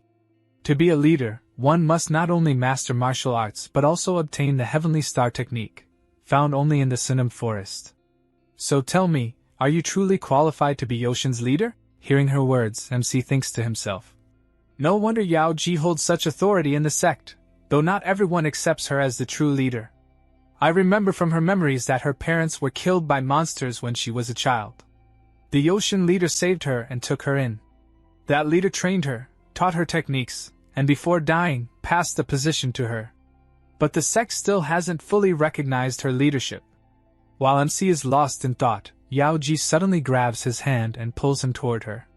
She yanks him behind a tree and covers his mouth with her hand. Then, with a gesture, she signals him to stay silent. MC, standing so close to her, blushes deep red like a tomato. Just then, a few monsters pass by. Fortunately, they don't notice them. Hiding behind the tree, MC and Yaoji hold their breath, completely silent. When the monsters finally leave, Yaoji removes her hand from his mouth. MC's face is flushed, a bit of blood trickling from his nose. Yaoji looks at him and says softly, "Boys will always be boys. Even at a time like this, you're thinking about romance. Idiot, this is a time of death." She sighs lightly and continues, "If you still want to leave, the teleport station is right there. You can go anytime." MC smiles and replies, "You underestimate me, darling. I also want to see." He pauses, then asks curiously, "What exactly is the Heavenly Star treasure?" Saying that, he calls out, "Mayo!" As soon as Mayo appears, it lets out a soft meow and jumps toward MC, then quickly spins around and starts hopping playfully around Yaoji. Yaoji smiles seeing it and says, "Even in this secret area, filled with such dense spiritual power, you can still summon your creature?" MC laughs and answers, "Of course. Mayo always follows me. Spiritual energy doesn't affect it at all, it stays with me to guide the path." Just as he finishes speaking, something suddenly hits his head. MC yells in pain and turns around. "What was that?" Yao Ji looks in the same direction with a faint smile. On a nearby cliff stands a mysterious girl staring directly at them. The next moment, Mayo is seen flying in the sky. Its eyes shine golden, and a glowing golden faith sphere floats before it. The scene shifts. MC and Yao Ji are walking deeper into the forest. While walking, MC smiles and says, "See, darling? I told you I'd lead you safely through the dragon blood monsters of this forest. Look how far we've come, and we haven't seen a single dragon yet." Yao Ji replies calmly, "That's only because we're walking the safest path in this area. That's why no danger has appeared." But just as she finishes speaking, a spear shoots up from the ground. Both their eyes widen. MC jumps back in shock, while Yao Ji instantly draws her sword. The air falls silent. The spear whizzes past, heading straight toward Mayo. Moments later, it strikes Mayo from behind. The creature lets out a painful cry, tears welling in its eyes. MC immediately turns toward the source of the attack, and sees 3 giant birds flying, each carrying heavily armored warriors. One of them had thrown that massive spear. It was as large as a javelin. As the spear speeds toward MC and Yao Ji rushes forward without hesitation and slashes her sword, releasing a powerful shockwave. The wave of energy collides with the spear. Boom! The weapon splits cleanly in two. But the shockwave doesn't stop. It shoots straight toward the flying warriors. At that moment, a girl standing atop one of the birds, Tian, sees the attack coming. She smiles slightly, leaps gracefully into the air, and blocks the shockwave midair. A massive explosion erupts in the sky. Energy bursts in all directions. As the smoke clears, Tian lands gracefully in front of MC and Yao Ji. Behind her stand 2 elite warriors, their eyes locked onto the pair. Tian smiles faintly and says, "You two move so slowly. I've been waiting for quite a while." MC and Yao Ji freeze for a moment. MC thinks to himself, "She's a dragon-blooded one, right? Then why does she look so small, like an innocent little girl?" Meanwhile, Tian raises her sword with a playful smile. "Listen, lady," she says. "Your sword intent is strong, and the boy beside you isn't bad-looking either. But today's not your lucky day. You'll be fighting me, and when I defeat you, I'll take this boy with me. You'll just stand there and watch." MC's jaw drops. "What the hell?" Yao Ji chuckles lightly and replies, "Listen, little girl, you haven't even grown your lower hair properly yet, and you're already daydreaming about this boy? He's a handful. You wouldn't be able to handle him." Tian narrows her eyes and retorts, "We young ones know very well what's good and bad for us. As for you, your charm has already faded. Maybe he doesn't find you interesting anymore." Yao Ji's face turns pale. The air around her sword begins to swirl violently. In the next instant, she unleashes a light-speed strike straight at Tian. But Tian doesn't even flinch. The 2 elite warriors behind her move instantly, at lightning speed, crossing their swords and blocking the energy blast. The forest is engulfed in blinding light. Though they manage to stop Yao Ji's powerful attack, the force cracks the very cliff they're standing on. Stones crumble, rumbling echoes through the air. Still, Tian doesn't show a trace of fear. Her gaze remains locked on Yao Ji. With a faint, amused smile, she says, "Interesting, you still have some fight left in you."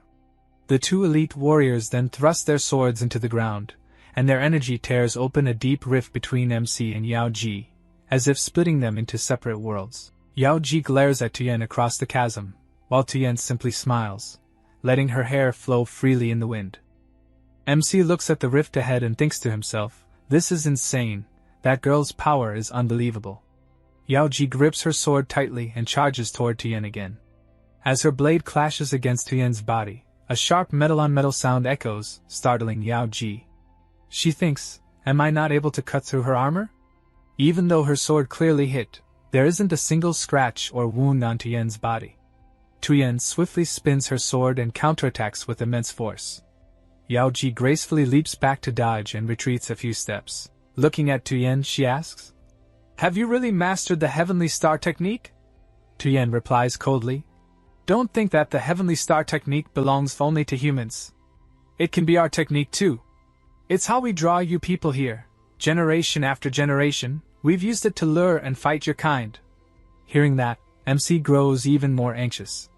Yao Ji glances at him and says, MC, leave this place right now. I'll finish this quickly and meet you later. But Tuyen glares angrily and shouts. If he wanted to run, he would have done it already. It's too late now. Saying that, she raises her sword and launches a violent strike at Yao Ji. Yao Ji blocks it with her sword, but Tuyen's strength is terrifying. The impact sends Yao Ji's body sliding across the ground until she crashes hard into a tree behind her. Dust fills the air as Yao Ji struggles to her feet, thinking, this girl is too powerful. I can't even use my spiritual energy here, and her heavenly star technique makes her body nearly indestructible.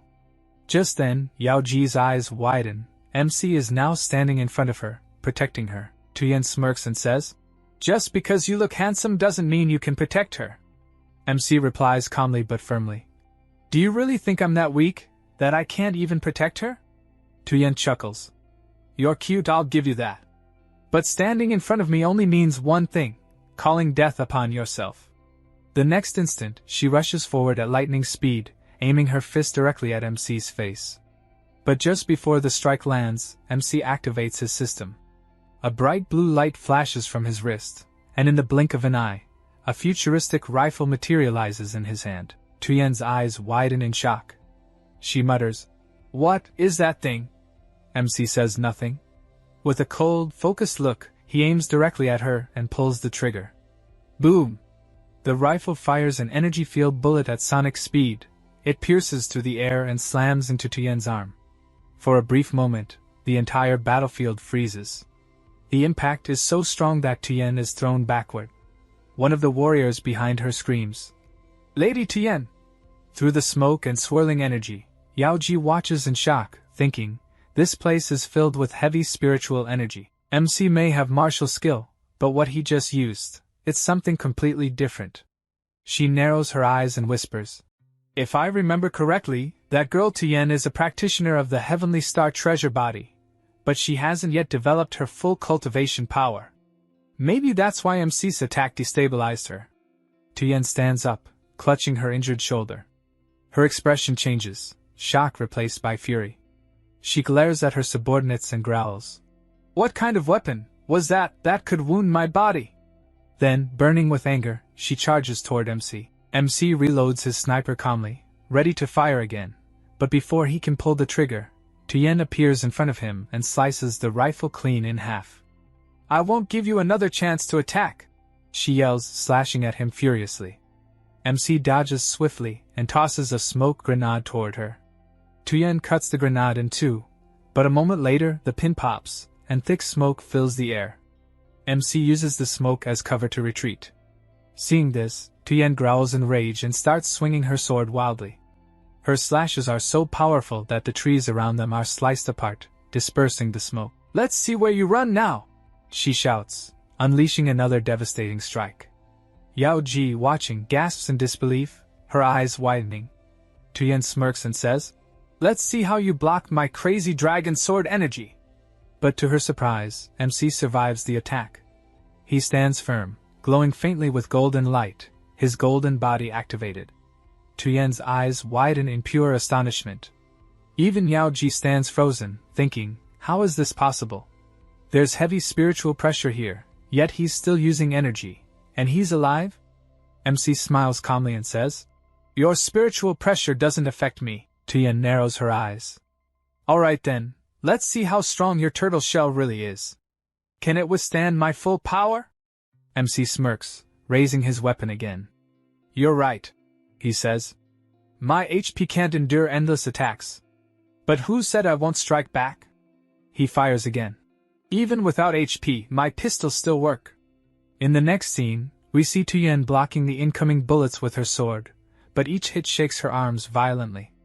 The bullet's energy is too much even for her to deflect easily. Her guards, shocked by the sight, rush forward. One of them attacks MC, but at that exact moment, MC's golden body flares again. The warrior's sword lands squarely on MC's head, yet it doesn't leave a single mark. MC stands completely unharmed. MC pulls the sword out from his head and angry says, Don't you know it's wrong to attack someone's face? You hit me right in the face. That's not acceptable. Then, furious, he starts firing. Blood is dripping from his nose. Tien, surprised, asks. Can you really use refined chi here? MC replies. Of course. If you don't believe me, try again. We see MC's golden body slowly deactivating, and Tien thinks to herself, there's something off about this person. Then Tien leaves her sword where it is, jumps onto her eagle birds, and flies away. MC just watches her go and calls after her. Wasn't that a big turn just now? Why are you running? Yao Ji, watching them, says to MC. I think she was stunned by your ability to use refined chi. MC sheathes his sword, steps forward, and says, I'm brave. Is refined chi really that frightening? He thinks to himself, this knife looks valuable. I don't know if I can keep it or not. Yao Ji tells him. The spiritual pressure here is the celestial barrier left over from the world's formation. No matter how high your cultivation level, there's almost no chance to disobey it, unless you become an immortal, a great chosen immortal, or an immortal beast that has already transformed under the law of heaven. MC touches the sword and murmurs, maybe I'm a little special. At that moment MC's system window pops up with a notification. He reads, scanning complete. Information collection on the remnants of FA, year on organism complete. Contribute 1% to research and receive a reward for new biological types. MC feels a surge of energy fill his body and thinks, oh, it even scanned the sword. Mayo approaches MC. He asks, what are you doing here? And wonders aloud, what does ingestible material mean? In the next scene Mayo goes up to the sword, stares at it, opens his large mouth, and tries to eat it. MC yells, hey, you can't eat that! But Mayo licks the whole sword clean within a minute. MC stands there with his mouth hanging open, stunned. He grabs Mayo. His expression is ruined. Yao Ji asks from behind, what happened? MC turns and says, nothing. Why are you worried? Nothing at all, Yao Ji says. Before they discover our plan, we'll leave Estrella del Cielo. They stand beneath a huge tree. MC smiles and asks, what kind of tree grows so tall? As MC looks at the tree, Yao Ji places her hand on it, and a glowing light appears. A golden orb descends from the treetop. Yao Ji thinks to herself, this kid is really lucky. Suddenly it's revealed to be a metal star. Just align it with refined chi, she thinks. MC watches the glowing light descend. Yao Ji says, I haven't seen a single Dragon Blood Clan member on this path. Something's not right. We must hurry and be careful of changes. As the glowing light comes down, Yao Ji grabs MC. He protests, wait, what are you doing? We see that only their clothes remain near the light. They step into the glowing orb naked. Yao Ji hugs MC tightly and says, be brave. Lucky you, idiot.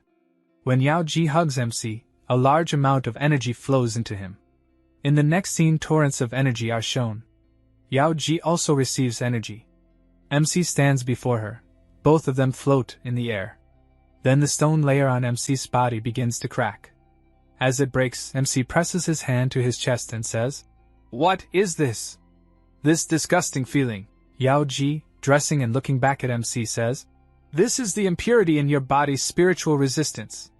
Without tempering your body with celestial stars, your life will stall at the first level of chi refinement. Your masculine cultivation roots will remain ordinary. But it's rare to be this weak in cases like yours. Yao Ji smiles faintly and teases. Yeah, that fool has zero talent for anything. We see MC break off the entire stone layer from himself. He focuses and says, development doesn't depend only on roots. No matter how good the roots, one moment can change everything. He looks at his status window and, surprised, thinks, after body tempering, some attributes nearly doubled. But why no increase in intelligence? Only discrimination, perception uprated. I don't know what effect that will have. Yao Ji, looking at MC with mock seriousness, says, for your future practice I'll have to make you a little less handsome. MC smiles. Is it my fault I'm handsome? Yao Ji teases. A handsome man only attracts bees and butterflies and stirs others' hearts. It's for your own good. MC laughs. You're shamelessly sexist. Suddenly the ground cracks and a trap activates beneath them. MC and Yao Ji are both caught in a net cage. Standing before them is a dragon blood Yao Ji who, furious, points a finger and says, these are the lowly people who broke my celestial star treasure. MC makes a funny face and shouts. Oh, don't say that. This could be misunderstood. Dragon Blood Yaoji snaps angrily. How dare you steal the celestial stars from my clan when my daughter saw you?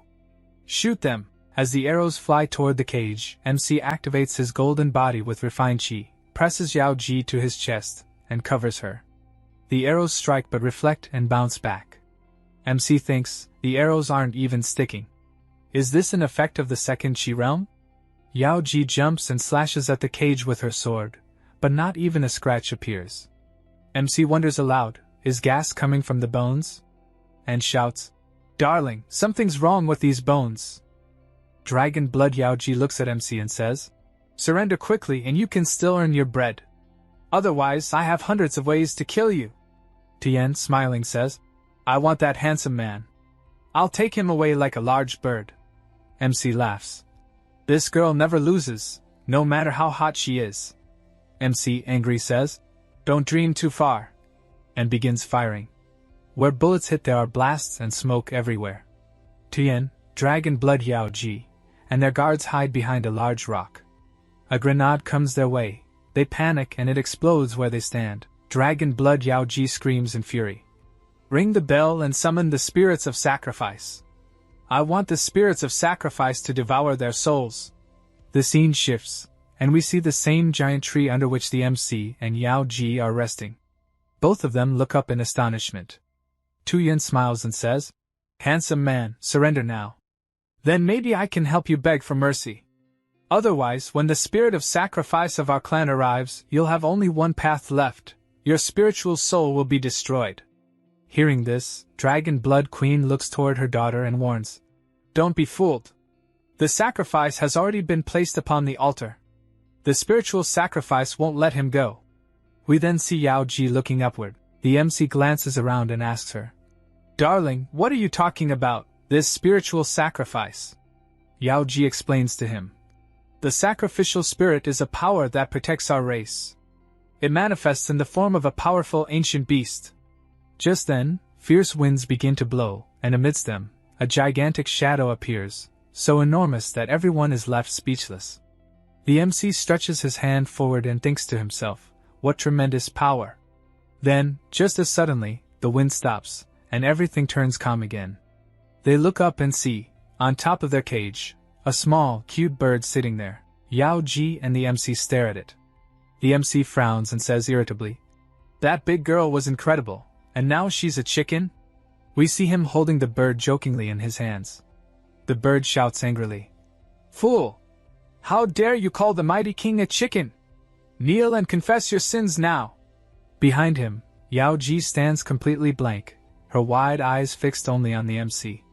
The MC mimics the bird mockingly, saying, You're so old, and still dare call yourself a great king? Want me to bow before you and call you fairy? Kneel before this immortal, now, the bird screeches back. Even immortals and saints are nothing before this mighty king. I've lost count of how many have perished before me in the past. The MC grins and says to Yaoji, Darling, this little chicken's not bad, let's keep it as a pet. Hearing that, the bird becomes furious. Insolent fool! You think this king could ever become your pet? You're seeking death. It opens its beak and breathes purple flames at the MC. The MC immediately moves forward, shielding Yaoji behind him. Right then, a notification pops up on his system window. A true chi attack detected. System recharges plus 0.02 points. The MC is startled by the message. Purple flames whirl around him, and he thinks, this chicken's got some power, but how is its fire so cold? Even colder than the fire phoenix's flame. The bird, too, looks shocked and yells, Are you stupid? Don't you even know how to ignite your soul fire? The MC, angered, shouts back, Stinky chicken! You fool! Can't you see your fire has no effect on me? Turning to Yaoji, he asks, Darling, is my soul burning right now? Somewhere, a mysterious voice explains to him. The fire of karma is the fire of hell. It burns by feeding on one's sins. Once it touches you, it's nearly impossible to escape. Yaoji adds, Bad karma isn't just from evil deeds. Even evil thoughts can give birth to it. She continues gravely. When one faces this poisonous flame, Even immortal Buddhas must retreat. The MC asks. But this fire doesn't look that terrible, right? I don't even feel much, the bird mocks him from above. Your brain's as dull as your senses. The MC's temper explodes. He punches the bird hard and roars. Stinky chicken! You idiot! Your whole family's a bunch of idiots. Want me to come up there and end you myself? Suddenly, the purple fire starts burning Yao Ji's body. The MC rushes to her, grabs her hand, and shouts. Darling! What's happening? How did the fire catch you? But the flames grow even stronger. The MC lets go, stepping back as the bird sits smugly atop the cage, yawning. Filthy fool, don't struggle. Just wait until I roast her golden and crispy. You might as well roast yourself for fun after that. Enraged, the MC fires at the bird. Stinky chicken! You dared to burn my fairy darling. I'll kill you! Bullets hit the bird. It screams and crashes to the ground, groaning in pain. Furious, it shouts. You dared attack this king? The MC points his gun at it and growls. Extinguish the fire now, or I'll turn you into a honeycomb. Next, we see the bird transform, growing gigantic like a creature straight out of Attack on Titan. The MC now looks like an ant in front of it. The bird roars. You dared threaten the king. You're asking for death. It punches the MC's face, then kicks him hard, sending him flying straight into a stone wall. The MC crashes down and mutters angrily. You disgusting, shameless chicken, don't even talk about martial ethics. The bird flies forward again, kicking at him. A fool like you dares talk of martial arts? The MC activates his golden body, shouting, Thousand Peaks Punch! And smashes a heavy blow into the bird's chest, sending it soaring into the air. The bird shrieks. How can you still use chi here? The MC jumps up and lands another powerful punch. I can use it. So what? The bird releases a violent aura, growling. You dared wound the king. Now this king is truly angry. It attacks with massive claws of energy, slashing toward him. The MC dodges and rushes forward, grabbing its throat.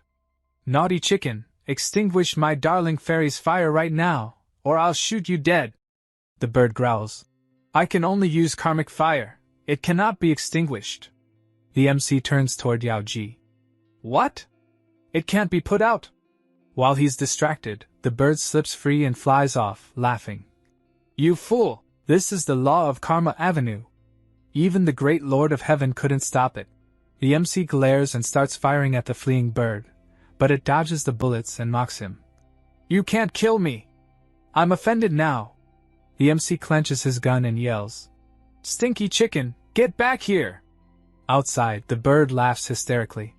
You idiot! You think you've got the skill to fight me out there?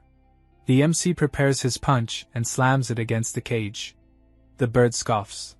You stupid fool! That cage is made from sacred dragon bones. You can't even scratch it, and you dare fight the king? We then hear Yao Ji calling. Chun! The MC turns toward her. Darling!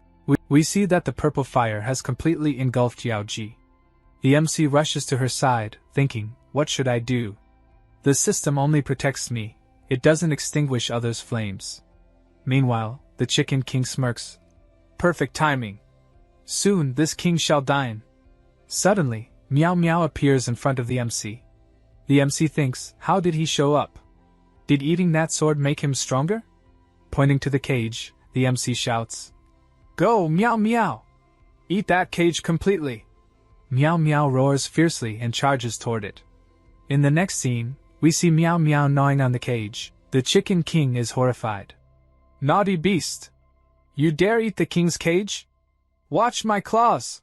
He lunges forward, slashing at Meow Meow, but the ghost tiger dodges easily and continues devouring the cage. The Chicken King attacks again with fire, but the tiger leaps over the flames and pounces directly at him. Behind the MC, the ghost tiger and the Chicken King clash violently. The MC rummages through his secret pocket and thinks, the power of Karma Avenue. This bandage restores blood. It's also a rule of strength. Let's see if it works. He wraps a bit of the bandage around Yao Ji's hand and exclaims, Whoa, it's working! Quickly, he covers her entire body with it. Electric sparks begin to crackle from Yao Ji's body. Both the ghost tiger and the Chicken King freeze in disbelief, their eyes wide. We see Yaoji fully wrapped in glowing bandages, floating into the air. The MC blushes bright red like a tomato, blood trickling from his nose, pervert mode activated. He stammers, "Darling, how can you use Qi again?" Yaoji looks at herself and says calmly, "Seems the spiritual pressure here is protecting me." Sweat rolls down the Chicken King's face. "Impossible! How can anyone use true essence here? This defies all science." Yaoji steps forward angrily, saying, "So you wanted to eat me? Let's see who devours whom now." She charges at him. The Chicken King panics and tries to flee, but Yaoji's lightning strike shoots past the ghost tiger and hits the chicken's backside directly. Its tail bursts into flames as it screams, "You dared burn the king's noble feathers! The king will never forgive this!"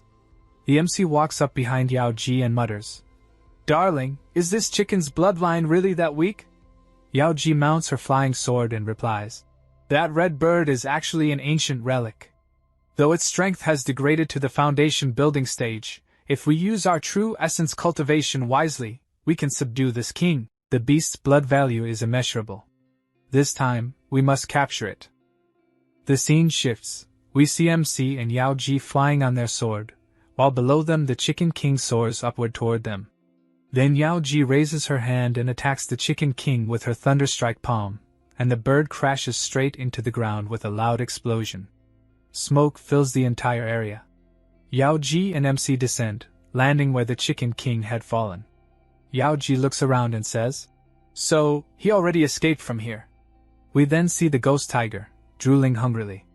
MC looks at it and says, "If you can find him, I'll give you a good reward." The ghost tiger begins tracking the Chicken King's location.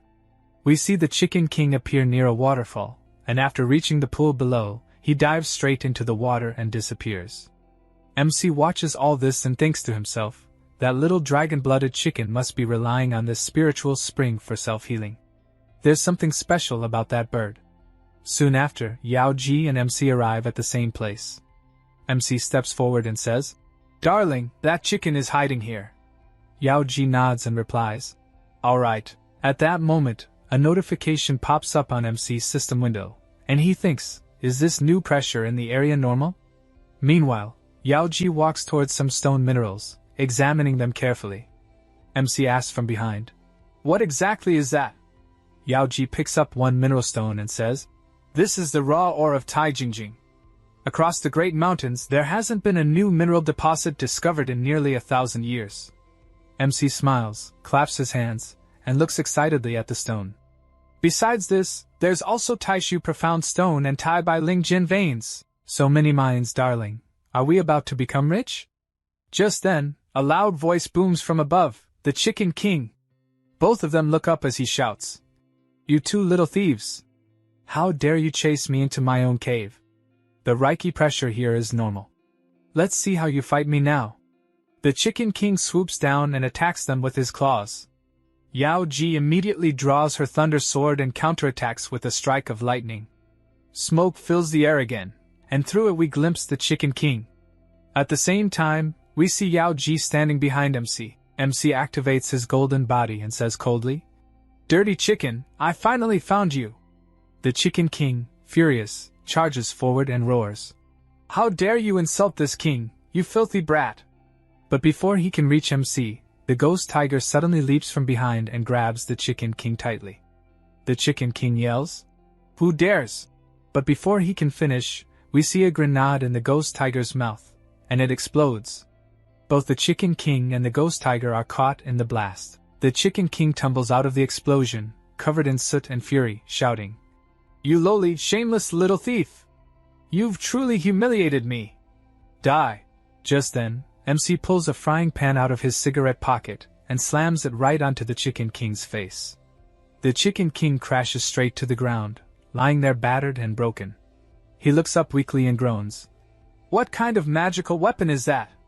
MC rests the frying pan on his shoulder, grinning, and says, "A magical weapon forged by the rules of the road, indestructible and unbreakable. Dirty chicken, allow me to test it again." In the next scene, the battle between MC and the Chicken King begins in full swing. MC laughs and says, Good luck, tonight's menu is roast chicken. He grabs the Chicken King, smiling wickedly, and says, Darling, this little chicken's already injured. Why don't we roast it and eat it? The Chicken King, trembling and pitiful, bursts into tears and cries, Please! Please don't cook me! We see the Chicken King, who has been hung upside down by the MC, and at that moment, the Queen says to the MC, Let him go. He must be an ancient fire attribute relic. I fear you can't roast him with ordinary fire. The MC replies, Oh, so it can't be cooked in normal fire? Then he smirks and says, The 5 elements, water restrains fire. But if the fire doesn't go out, it can still be used to make soup. The MC then places the Chicken King over the flames and starts roasting him, smiling as he says, Grill slowly, cook it like chicken and eat it up. I'm sure it'll smell delicious. The Chicken King, roasting over the fire, yells, You stupid, utterly foolish human. The MC grabs him tighter with a devilish grin and says, Filthy bird, if you don't want to become a joke, then confess, what race are you? Why does the Dragon Blood clan treat you as a spiritual sacrifice? The Chicken King, eyes wide and screaming, says, The great king possesses infinite mana. The Dragon Blood clan naturally worships this great king. If they find out what you're doing to me, they won't spare you. The Queen, watching all this, says nothing while the MC smiles and says, Darling, it's clearly lying. Come on, let's go find some mushrooms. Hearing that, the Queen takes out an enormous furnace and says, The seed of a primordial legacy is filled with treasures. Eating it directly would be wasteful. Let's refine it into medicine instead. This furnace contains both civilian and military-grade flames. It can refine anything with ease. The MC, shocked at the sight of the giant furnace, says, Darling, where did you even get something that huge? The Queen explains, The storage procedures are unique. Don't you have space equipment too? The MC smiles wryly and thinks, I've got a system, not some space ring team. Just then, the Chicken King, seeing an opportunity, escapes from the MC's hands and runs away, shouting, What do you two want? Do you plan to eat the king or refine the king into medicine? The Chicken King stops, turns around, and yells, The king will fight you! Then he uses his skill, Coercive Impact, against the MC. The MC enters his fighting stance, and the Chicken King, laughing, says, 2 weaklings trying to challenge this king? You're still 10,000 kilometers away from being my match. Even though my kingdom has fallen, with the pressure of God's blood, I can still make you suffer worse than death. We see the MC activate his golden body, shocking the Chicken King, who screams, Who are you? Why aren't you afraid of the coercion from the bottom of the king's bloodline? In the next scene, the MC leaps forward toward the Chicken King, saying, Sorry, and then smashes him in the head with a frying pan, saying, Your negative spells are useless against someone like me. A while later, the Chicken King opens his eyes weakly, and we see the MC lift the lid of the furnace and start shoving the bird inside. The Chicken King, screaming, yells, Hey! What are you doing? Let the king go right now! But the MC ignores him and says, This is exactly what you said, right? We see a chain tied around the MC's arm, and another end of it bound around the Chicken King. When the Chicken King is inside the furnace, he screams, Yuan-san! It's burning! I'm burning! Let me out! I'll tell the truth. I can't tell the truth. The MC pulls him back out and says coldly, Then talk. The Chicken King, trembling, begins, I am of the Suzuka clan's bloodline. Thousands of years ago, your human Jiajin clan persecuted and killed me. My bloodline allows me to use true elemental spells equal to a human's foundation building stage. The Dragon Blood clan believed I possessed terrifying mana, so they worship me as a spiritual sacrifice. Hearing all this, the MC looks at the Queen and asks, So this chicken turned out to be a parallel import? Darling, is what this filthy bird said true? The Queen nods and says, It's just as I suspected. The Suzuka bloodline is extremely precious.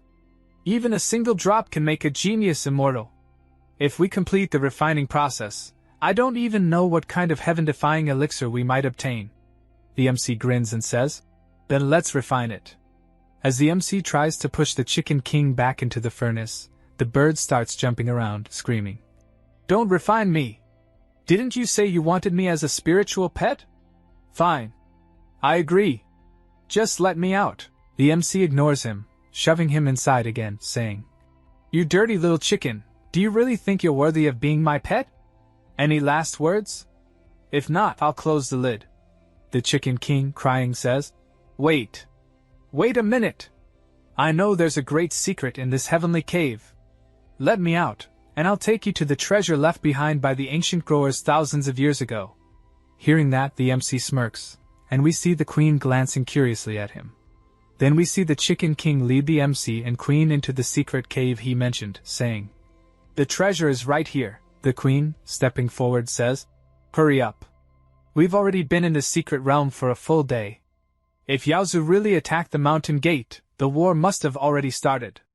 Behind her, the MC glares at the Chicken King and warns, If you're lying, I'll roast you slowly for months. As they enter the secret realm, the Queen suddenly gasps, and we see massive stone statues surrounding an altar. The MC points and says, Look, darling, there's even a delivery gate here. The Queen, standing before a statue, says, Unfortunately, the spiritual pressure here is normal. It seems someone has already pioneered this place. The Yao Mountain Gate chiefs spent 10 generations and thousands of years investing here, yet couldn't stabilize the area's energy pressure. Whoever once lived here must have possessed power enough to reach the heavens. The Chicken King, still hanging upside down, says, The king didn't lie. Let me go, I'll lead you to the real treasure. Hearing that, the MC grabs him and starts spinning him around, saying, All you've found is a ruin, not a treasure. What's the rush? As he spins, the Chicken King, dizzy, shouts, You naughty little! Then they see a large stick ahead. The MC, glaring, yells, This junk? Is this the treasure you were talking about? Do you want to die? The Chicken King, also furious, shouts, This is no ordinary stick. It's a heavenly magic weapon. The banished immortal who once pursued me used this very weapon to suppress me. The MC, releasing the Chicken King, asks, What's a heavenly soldier? The Chicken King answers proudly, Did your master never teach you? Magic weapons are divided into 4 ranks, heaven, earth, black, and yellow, with heaven being the highest. Among them, the most extraordinary are called divine weapons. The MC then asks, If it's that powerful, why don't you use it yourself? The Chicken King, puffing up, says, The king disdains such crude objects. The MC, smirking, says, Or maybe your kingdom has fallen so badly you can't even break its seal crystal? The Chicken King, fuming, shouts, Nonsense! The great King Yang Mingxun's martial arts are limitless. If he hadn't been injured, even mountain peaks would melt before him. Then the Queen strikes the stick with her thunder palm, and both MC and Chicken King leap away as the stone tablet begins to glow brightly. The MC shields his eyes from the blinding light and says, What the? It can't be cut at all. The Queen looks at him silently while the MC summons his ghost tiger and commands, Go, ghosty tiger. Bite through that crystal layer. The ghost tiger approaches but is instantly jolted by energy and flies back into the MC's arms, whimpering. Seeing this, the Queen says, This crystal's restriction can't be broken by brute force. The MC, fuming, grabs the Chicken King by the neck and shouts, You filthy bird! Don't you love us anymore? You call something you can't touch a treasure? The Chicken King, flapping desperately, says, I have an idea. First, take out your magic weapon. The MC pulls out his frying pan and says, This one? The Chicken King rolls his eyes and says, No, the one that can shoot arrows. So the MC pulls out his sniper gun from the system. The Chicken King, sitting on top of it, says, Your magic weapon is powerful, but the arrow material is too weak. If you can replace it with something better, breaking that forbidden crystal won't be impossible. The MC's eyes light up as he thinks.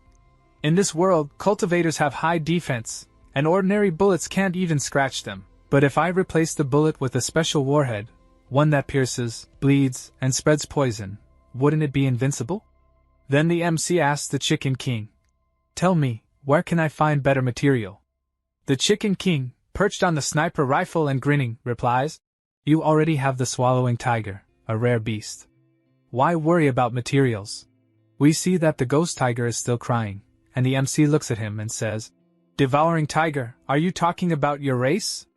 Then we see the Queen, who also looks at the ghost tiger and says, "Is that truly the devouring tiger?" And the Chicken King, sitting on top of the sniper gun, says proudly, "Of course. The king never makes mistakes." The MC looks at the queen and asks, "Darling, what is a devouring tiger?" The queen and the MC both stare at the ghost tiger as she explains. The devouring tiger is an ancient spirit beast that feeds on minerals or the remains of other spirit beasts. When it consumes extremely rare minerals like Tanijingjing, it refines them into pure metal within its body, metal so precious its value is beyond measure. We see the ghost tiger sweating heavily. Then he suddenly bolts away and hides behind a rock. Seeing this, the MC frowns and says, "Hey, what are you doing?" The MC and the queen both make confused faces and say, "What did you just do?" When the MC, the queen, and the Chicken King move closer, they find that everything the ghost tiger had eaten earlier has now been refined and excreted. The MC looks shocked and asks the queen, "Wait, so this material was refined inside him and then expelled?" The queen, also making a disgusted face, says, "Of course. How else?" She picks up the material and explains, "This is top-grade dragon gold. It seems it was refined after digesting the keel bones."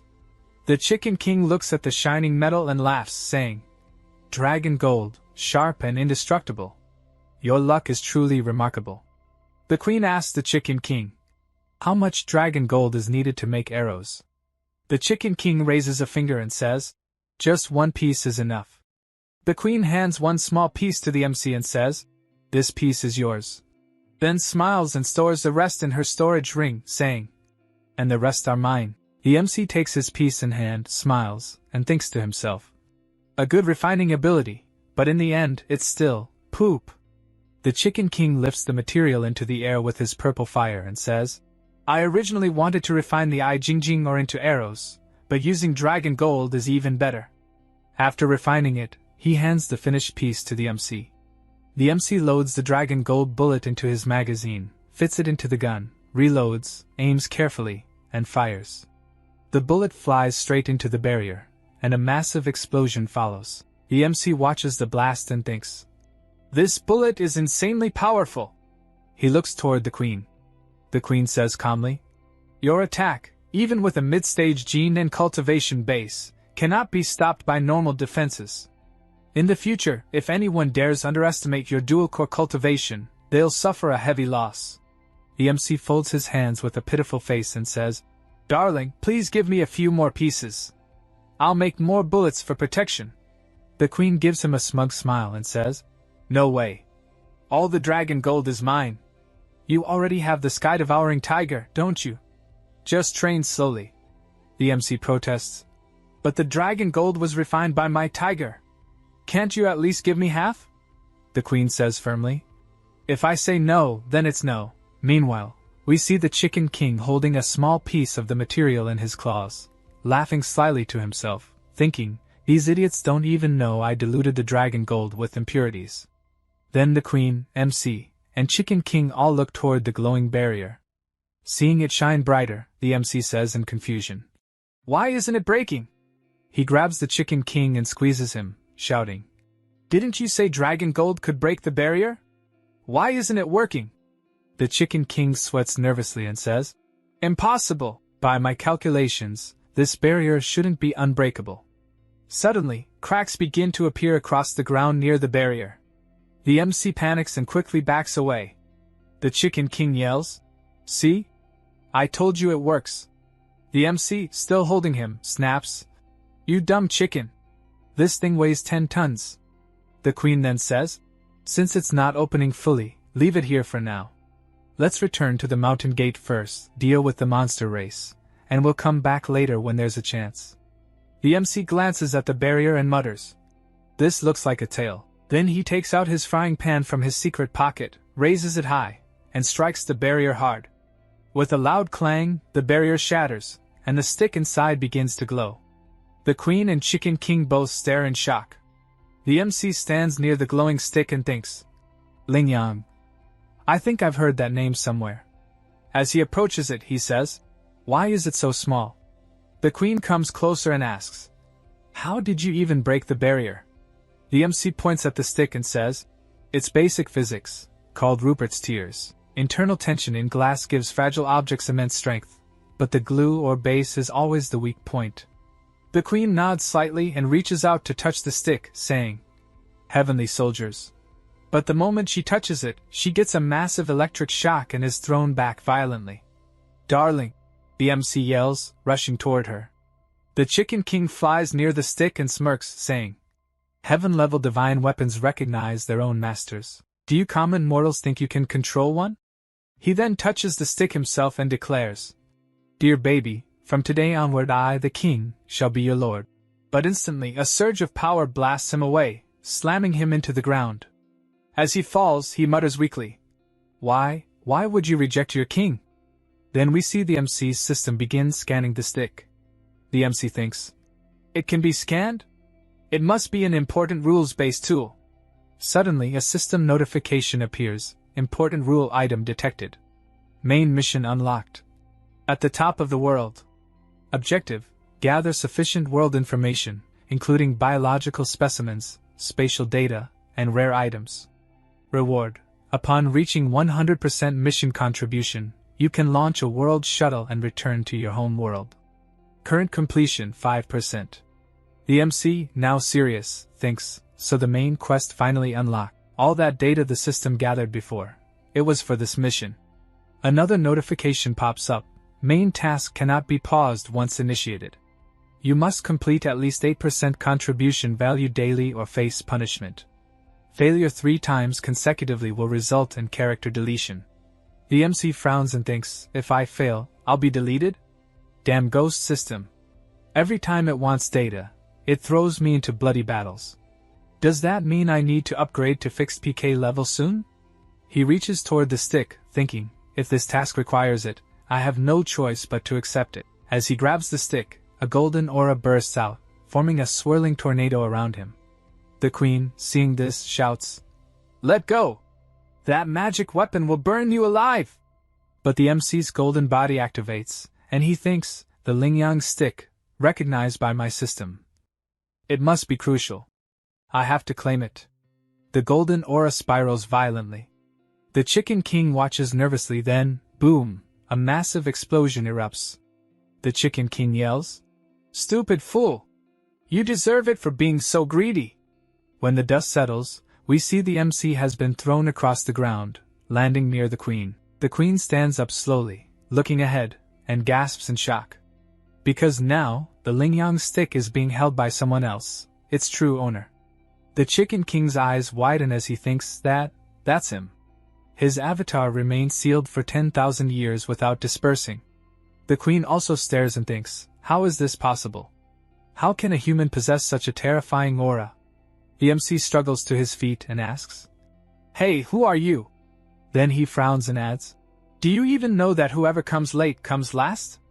Why are you holding my cane?" The white-haired man glares sharply at him and attacks with the stick. Seeing the strike coming, the MC thinks, this isn't good. He commands his system, activating all his equipment, instantly equipping a level 3 vest. He raises his frying pan just in time. The blow lands with a deafening clang. The attack is blocked, but the impact sends the MC flying backward, crashing into a boulder. The queen's eyes blaze with fury. "Charan!" she cries. Her thunder aura erupts, and she unleashes her thunder strike at the white-haired man. But the man shifts the stick into the form of a shield, which absorbs her lightning completely. The queen looks stunned as the absorbed energy rebounds, smashing into her. Blood bursts from her lips. The white-haired man says coldly, "So weak, and you dare dream of my Lingyang stick?" The MC then hurls 2 grenades, a smoke bomb, and a flash bomb toward him. The man frowns, thinking, what in the heavens is this nonsense? But before he can react, boom, a blinding blast engulfs the area. When the smoke clears, he stands unharmed. Seizing the moment, the MC grabs the wounded queen and runs, with the Chicken King flapping along behind them. As they flee, the MC shouts angrily at the Chicken King. "You filthy chicken! You didn't know that guy's clone was sealed in glass too? You tricked us!" The Chicken King screeches back. "You idiot! How was I supposed to know his clone was also sealed in the crystal? He's the one who chased me into this small world 10,000 years ago. I barely escaped back then, what could I have done? The MC, running toward the cave's exit, growls. Once this is over, I'll settle the score with you. When they come out of the cave, that man also breaks the cave open and appears right in front of them. Seeing this, the MC activates his golden body, and while carrying the queen on his shoulder, he thinks to himself, "No, I can't stop him."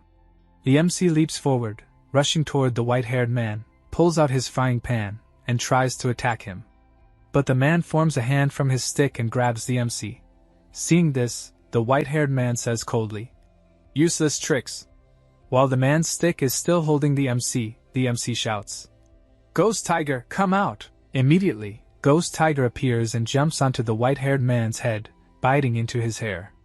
The man panics and tries to pull Ghost Tiger off his head, but the MC seizes the chance to escape. As he runs, he shouts, "Split up and run!" We then see the white-haired man ripping Ghost Tiger off his head and slamming it to the ground, but Ghost Tiger vanishes instantly. The man's forehead now bears bite marks from the tiger's fangs, blood dripping from the wounds. Enraged, he clenches his teeth, and golden wings start forming behind him. Those wings fully unfold, glowing bright gold, and he lifts into the air. Spying the MC and queen fleeing below, he dives after them. Seeing this, the MC panics, his heartbeat races wildly. He turns back and shouts, "Are you here to catch that thing in this world? Then why are you chasing me?" The Chicken King, laughing at him, says mockingly, "You idiot, you're about to be turned into fried chicken yourself." Then the white-haired man points a finger at the MC. A golden laser beam shoots out and pierces straight through the MC's chest, hurling him back until he crashes hard into a tree. The white-haired man glances coldly and says, "I'll kill you later. First, I need to settle accounts with that chicken." Then he flies away. We see the MC lying on the ground, severely injured, while the queen is also in rough shape. She kneels, holding him in her lap, her voice trembling with anger and worry as she says, "Charon, you should have gone alone." The MC, his voice weak and shaking, pulls out a first aid kit and says, "Darling, I think I can still heal." Meanwhile, the white-haired man catches up to the Chicken King and attacks. The Chicken King dodges the blows frantically, but as he turns to flee, the man suddenly appears above him and strikes him hard on the head with his stick. The Chicken King is sent flying, crashing near the MC and queen, smashing deep into the ground. As he struggles to rise, he grunts, "You're not dead yet?" The MC gives him a faint smile, and the queen glances at him too. Then, the queen hands the golden material to the MC. Holding it in his hand, the MC says firmly, "Even if you die, we won't." He adds, "We'll block him for a while. Hurry and make some bullets, or we won't survive this." Just then, the white-haired man appears before them again and says coldly, "You're supposed to be out of combat. You shouldn't be able to fight." The MC quickly pulls out a painkiller and says to the queen, "Darling, take this, it'll temporarily increase your combat power." When the queen swallows the pill, thunder aura bursts out around her. Seeing this, the MC thinks, "The stronger the cultivation base, the better the drug's effect." The white-haired man narrows his eyes and says, "A pill that can raise her to half-step dual yuan union strength? No matter, hand me the prescription, and I might spare your lives." The MC and queen both ready themselves for battle. The MC summons his weapon and retorts, "Do you think we're stupid enough to believe you?" The queen releases her thunder aura, rising into the air as lightning crackles all around her. Seeing this, the white-haired man sneers, "Even if both of you have Yuan cultivation bases, today, you'll die here." He swings his stick, it extends into a massive pole and lashes out toward the queen. The MC is shocked by the sheer size of the attack, but the queen swiftly dodges the strike.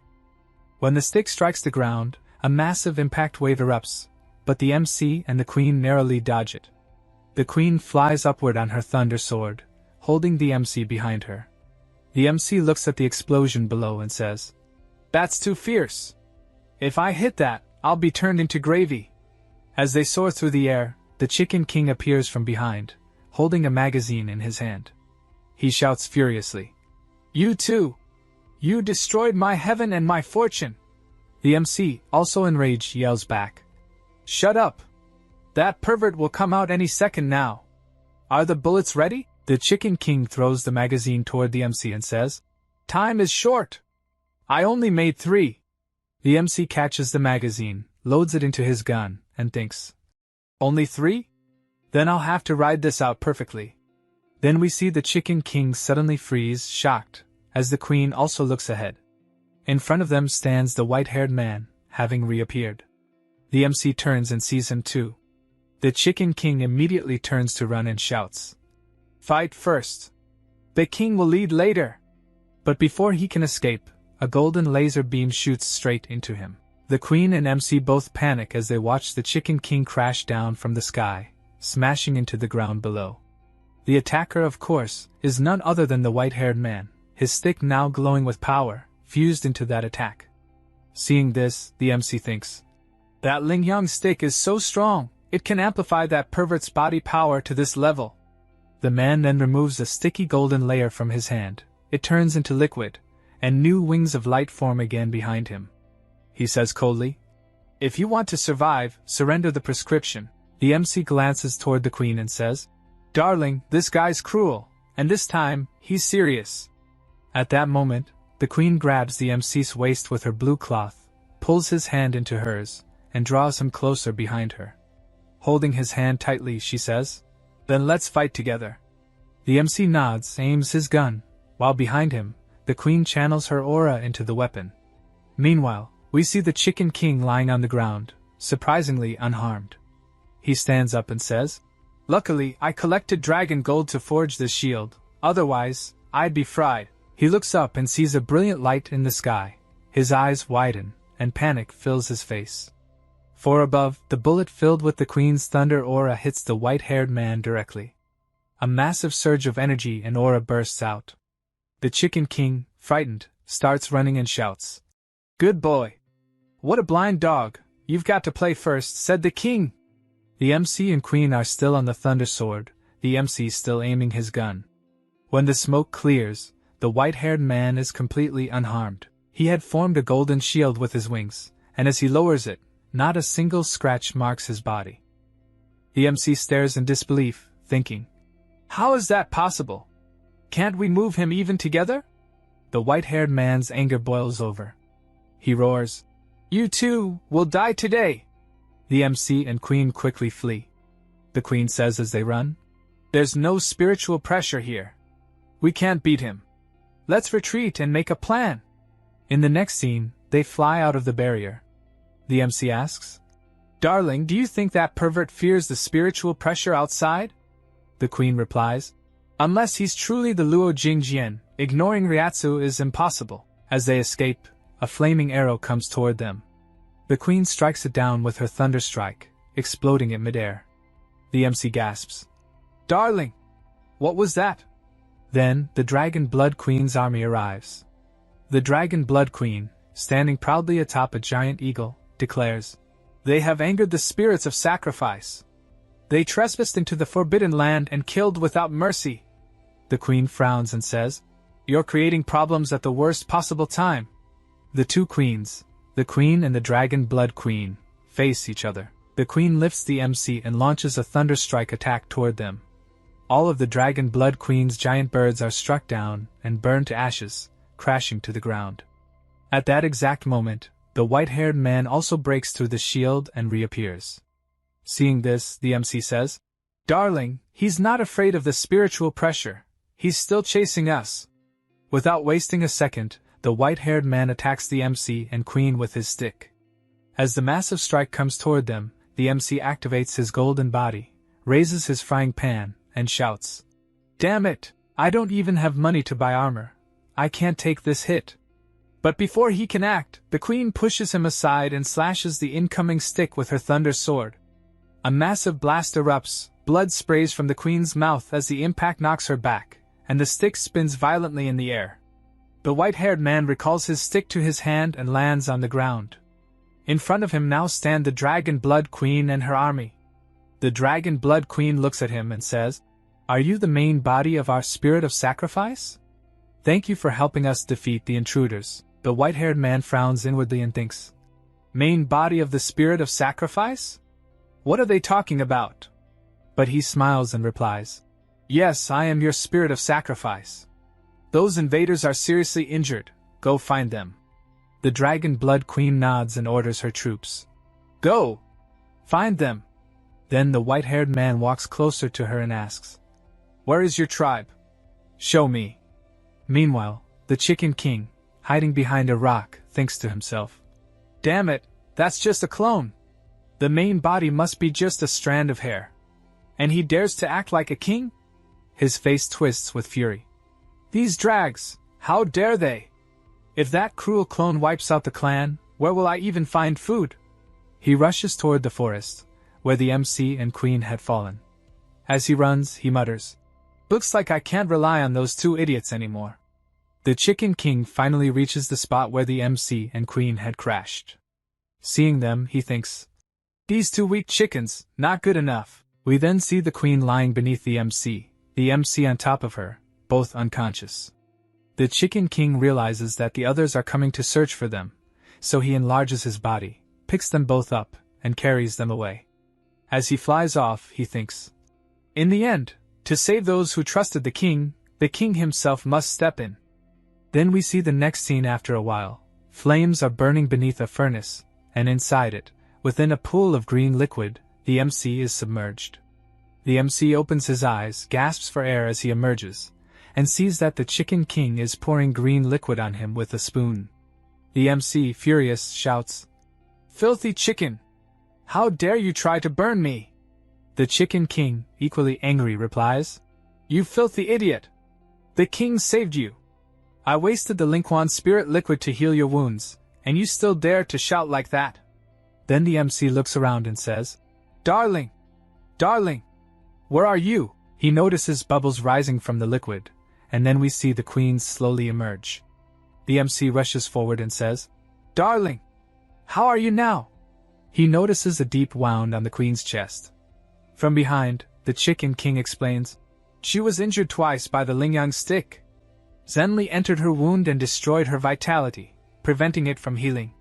Now, even the Linquan can no longer suppress the wound, and her body will soon collapse.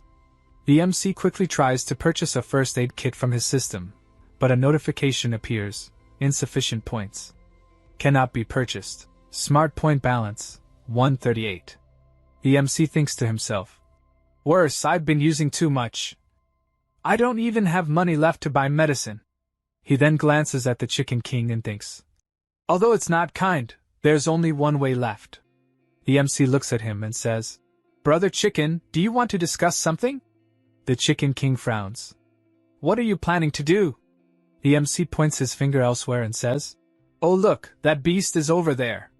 The Chicken King turns. Where? Where is it? And just as he looks away, the MC smacks him with a frying pan. Brother Chicken, sorry, the MC says, but I'll borrow a few drops of your blood for use. We see drops of the Chicken King's blood in the frying pan. The MC commands his system, Scan these blood drops. After scanning, the system replies, Advanced Biological Genetics scanning complete. Main task completion increased by 18%. Rewards issued. The MC feels power surging through him, as new notifications pop up. Skill cooldown reset. Plus 20 spirit points. Airdrop supply X1. The MC blinks. Airdrop supply? Is that a chicken-eating airdrop? Meanwhile, the furious Chicken King charges toward him, shouting, Damn! How dare you attack the king? The king will fight you! But as the Chicken King reaches him, the MC suddenly pulls out a bottle of painkillers. The Chicken King halts immediately. The MC says, Brother Chicken, if I apologize sincerely, this is for you. The Chicken King takes the bottle and sighs. Seeing your sincere apology, the king will not stoop to your level. Then the MC goes to the Queen with some bandages. He says, It's okay now. That minute of ego was really scary. The Queen tries to meditate, and the MC gazes at her, whispering, Truly, you're a fairy. At that moment, the Chicken King, sitting on his shoulder, says, This time it's over. Even your great elixirs can't contain the immortality power. How will you deal with the banishment mark? The Queen opens one eye and suddenly strikes the Chicken King with a thunder strike. The Chicken King is blasted out of the furnace. The Queen then forms a thunder barrier around it. The MC asks, Fairy darling, what are you doing? The queen stands up and says, I have a way to dissolve the immortal power, but I need your help. The MC looks at her and says, Help? How can I help you? Then we see the queen. She has taken off all her clothes and suddenly kisses the MC. The MC's face turns red like a tomato, eyes wide in shock. The queen kisses him again and drags him into the green liquid. Bubbles rise as we see the queen riding on top of him, enjoying herself. In another shot, while sitting atop the MC, she says with a smile, Follow the spiritual practice I just taught you. Help me fight the immortality power. She kisses him again, and the MC says, Okay. Outside, we see the Chicken King staring at the furnace, thinking, Those two mother heirs, they're doing that now? Star. He flies away muttering, Damn it, I'm too lazy to deal with you. I'll go check on that clone situation first. Next, we see the queen smiling, clearly satisfied. She adjusts her clothes, while behind her, the MC lies in the green liquid, completely drained. The queen really sucked him dry. The poor MC looks miserable. The MC thinks, What kind of ghost cultivation technique is this? It clearly absorbed my energy. My blood bar's empty. Then the queen steps on the MC's head, pushing him back into the green liquid. She says, Don't pretend to be dead. Get up quickly, we have to reach the mountain gate as soon as possible. The MC rises from the liquid, smiling helplessly, and behind him, the queen also smiles. The MC mutters, After healing your wound, you stepped on my face again without mercy. I'm really just a tool man. Then we see a special plane from PUBG and Free Fire sent just for the MC's airdrop. The MC looks up thinking, Looks like my airdrop has arrived. The queen looks up too. A faint sound echoes from the sky. The MC thinks, Seems like only I can see this plane. The plane drops the airdrop and disappears. The drop heads straight toward the MC's location. As it lands, the MC moves closer, thinking, I wonder what's inside this airdrop. The crate opens, and it's none other than an AWM sniper rifle. The MC's eyes gleam with joy. He picks it up and thinks, It must be combined with dragon bullets. I wonder how powerful it'll be. While the MC inspects the sniper, the queen approaches and says, Is this your new magic weapon? Why haven't I seen it before? The MC grins. Look, darling, this is called an AWM. My new weapon. Just then, the Chicken King flies in and says, Do you two still have time to chat? Hurry! Something's happened. When they reach the scene, the Chicken King exclaims, No, we're too late. All they find are corpses of the Dragon Clan. Now, the Dragon Blood Queen and the Immortal stand face to face, ready for battle. The MC thinks, Is the Queen, and that girl, still alive? Lying on a cliff, he asks the Chicken King, Why does that pervert want to kill the Dragon Blood people? The Chicken King replies, He wants to force open your portal through an immortality blood sacrifice. That's why he's killing them. The MC asks the Queen, Darling, those Dragon Blood people are enemies too, right? No need to save them? The Queen replies, The Dragon Blood clan is still in second place. If they damage the portal, we won't be able to escape. After destroying that pervert, we'll deal with the Dragon Bloods next. Meanwhile, we see the Dragon Blood Queen attacking the Immortal, shouting to her daughter, Run! Get away from here! Her daughter flees, crying. The Immortal sneers. None of you will leave alive! He swings his staff, wings emerge from it, and he soars into the air, chasing after the girl. The MC sees this and smiles slyly, thinking, Good, an opportunity. I must ride this one! Behind him, the Queen injects her thunder aura into the MC's body, which flows directly into the sniper gun. And we see the MC take aim at the Immortal's head and fire. The Immortal strides up in front of Toyin and snarls. Whose daughter are you? Why are you meddling with the Dragon Blood clan?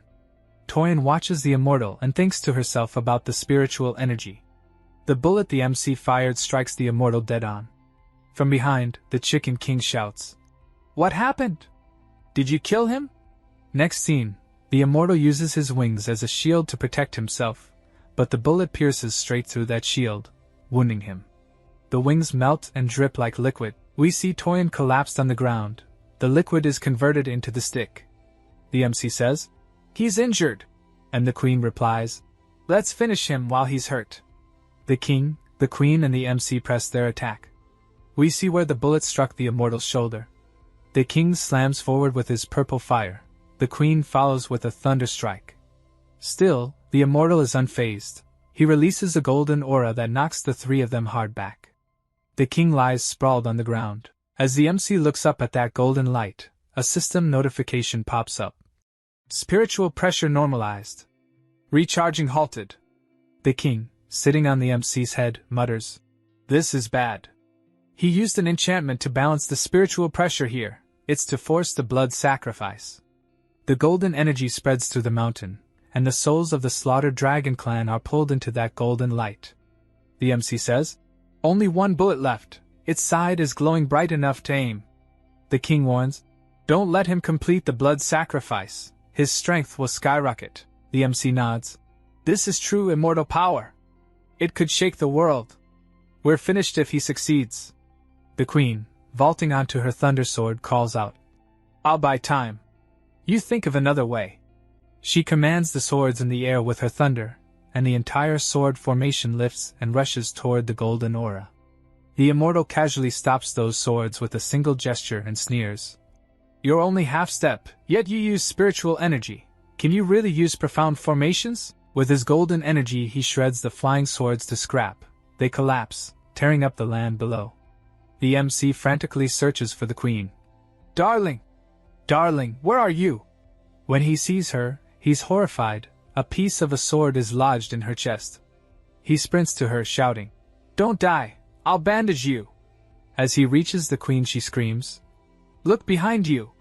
The MC turns. The immortal lunges and drives a blade into the MC's belly, flinging him into a rock.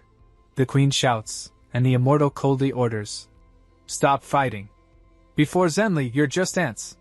But the MC does not hit the rock. He collides with the king, who had enlarged himself and saved the MC by taking the blow. The MC gasps. Why are you here? The king snaps. You filthy idiot. If this king hadn't helped, you'd be dust already. The king injects his purple fire into a dragon gold bullet and hands it to the MC. This new weapon was just created from dragon gold and karma fire, he says. The MC holds the dragon gold bullet and frets. The target's center is so tiny. How will I hit it? The king shrinks back to normal size. The king is down. Now it's one chance, life or death. You decide. The MC pulls out an adrenaline syringe. I won't let you be lazy. He injects it into the king's backside. The king screams, then the MC urges.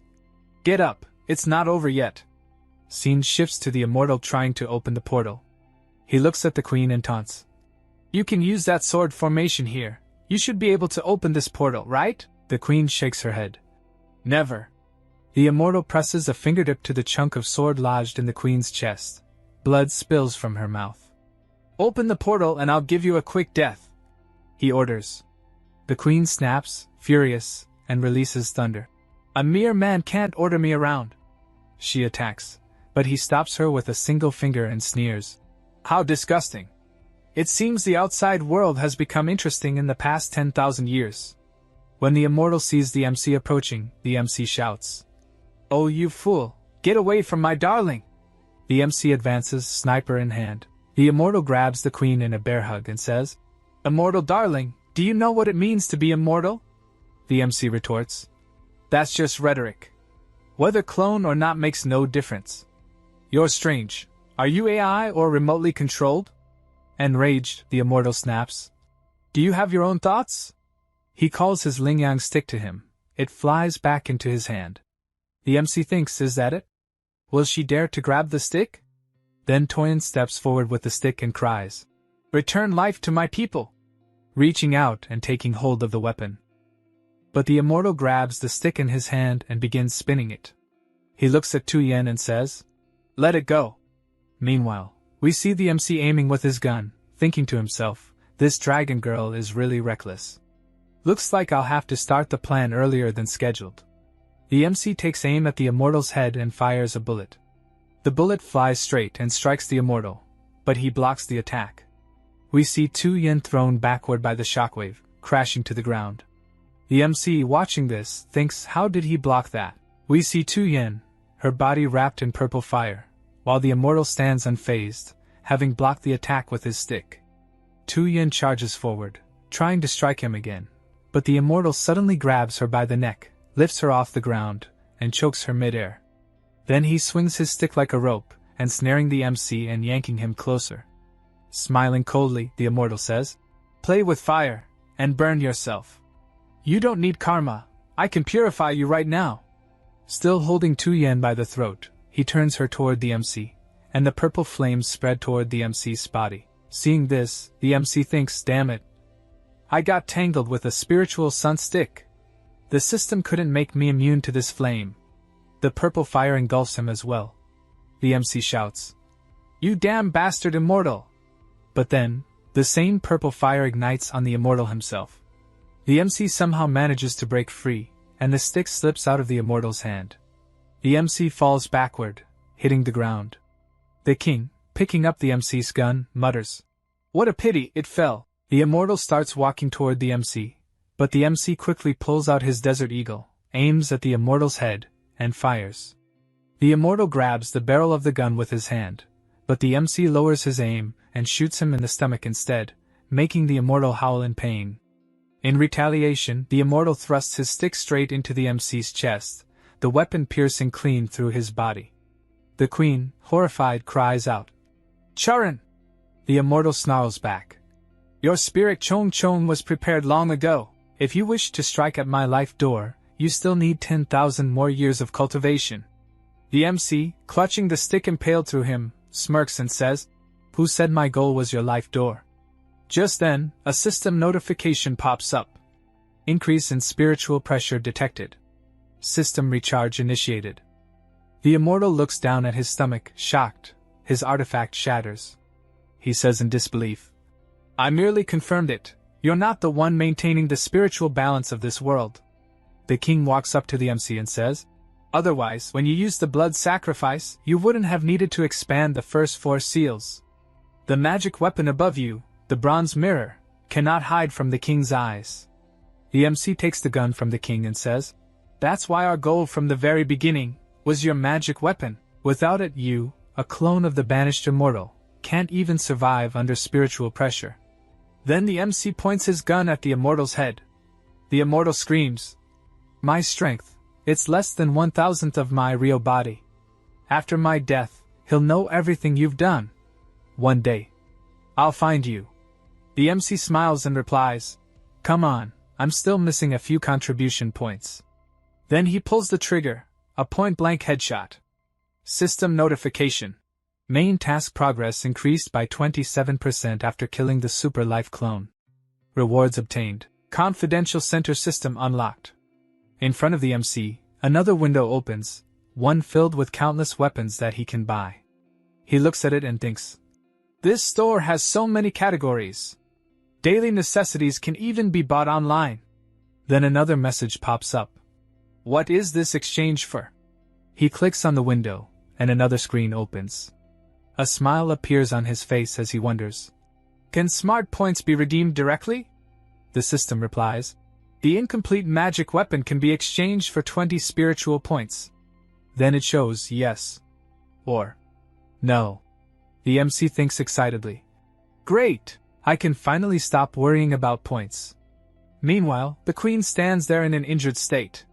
The MC looks at her and says gently, "Darling, wait a minute, I'll give you the medicine." He starts purchasing medicine for her.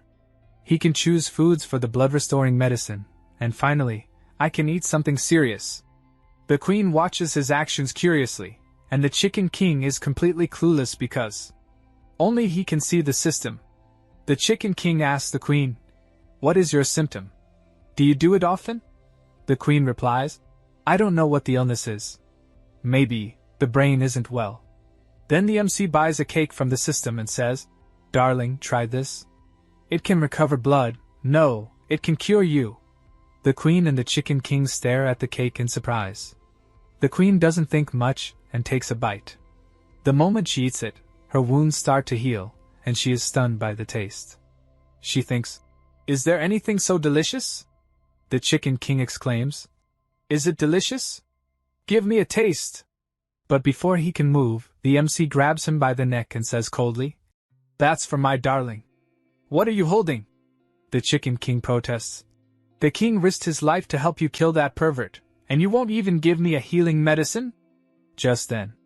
Boom! A huge explosion shakes the ground, and a bright light shoots up into the sky. Everyone turns in shock.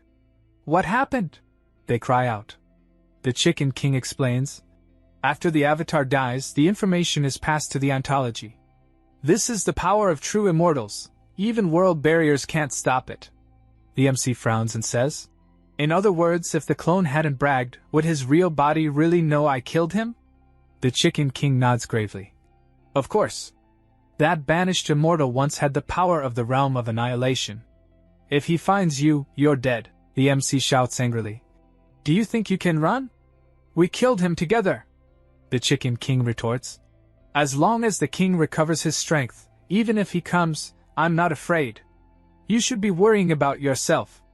But then, a sword falls to the ground. Everyone turns around and sees the Dragon Blood Queen, gravely injured, holding her dying daughter in her arms. Tu Yan's body burns with purple flames as the Dragon Blood Queen pleads. Please save my daughter. The queen replies coldly. She's been burned by fire for too long. Her soul is almost gone. No one can save her, the Dragon Blood Queen begs. She can't be cured here. Please take her to the outside world. I know the outside world is much wider. Someone there must be able to save her. The MC looks at Tu Yan's dying form and feels pity. An idea flashes in his mind. He leans close to the queen's ear and whispers, Darling, there's a great amount of resources here. If you can conquer the Dragon Blood tribe, it'll be of great benefit. Following his suggestion, the queen says coldly to the Dragon Blood Queen, I have no reason to save her. Our clans have slaughtered each other endlessly. A single act of kindness won't erase that. Instead of creating future trouble, it's better to hold to principle. Hearing those words, the Dragon Blood Queen instantly understands what she means. To save her daughter's life, she says solemnly, as long as you are willing to save my daughter, I am willing to take a poison oath on behalf of my whole clan. To serve you for generations to come, and never betray. Then, the Dragon Blood Queen kneels and submits herself before the queen. Now, perhaps Tu Yan's life can still be saved, because the MC's system holds countless life-saving medicines. If you want to see the next part quickly, then go ahead and hype up this video as much as you want. The more you hype it up, the faster I'll upload the next part.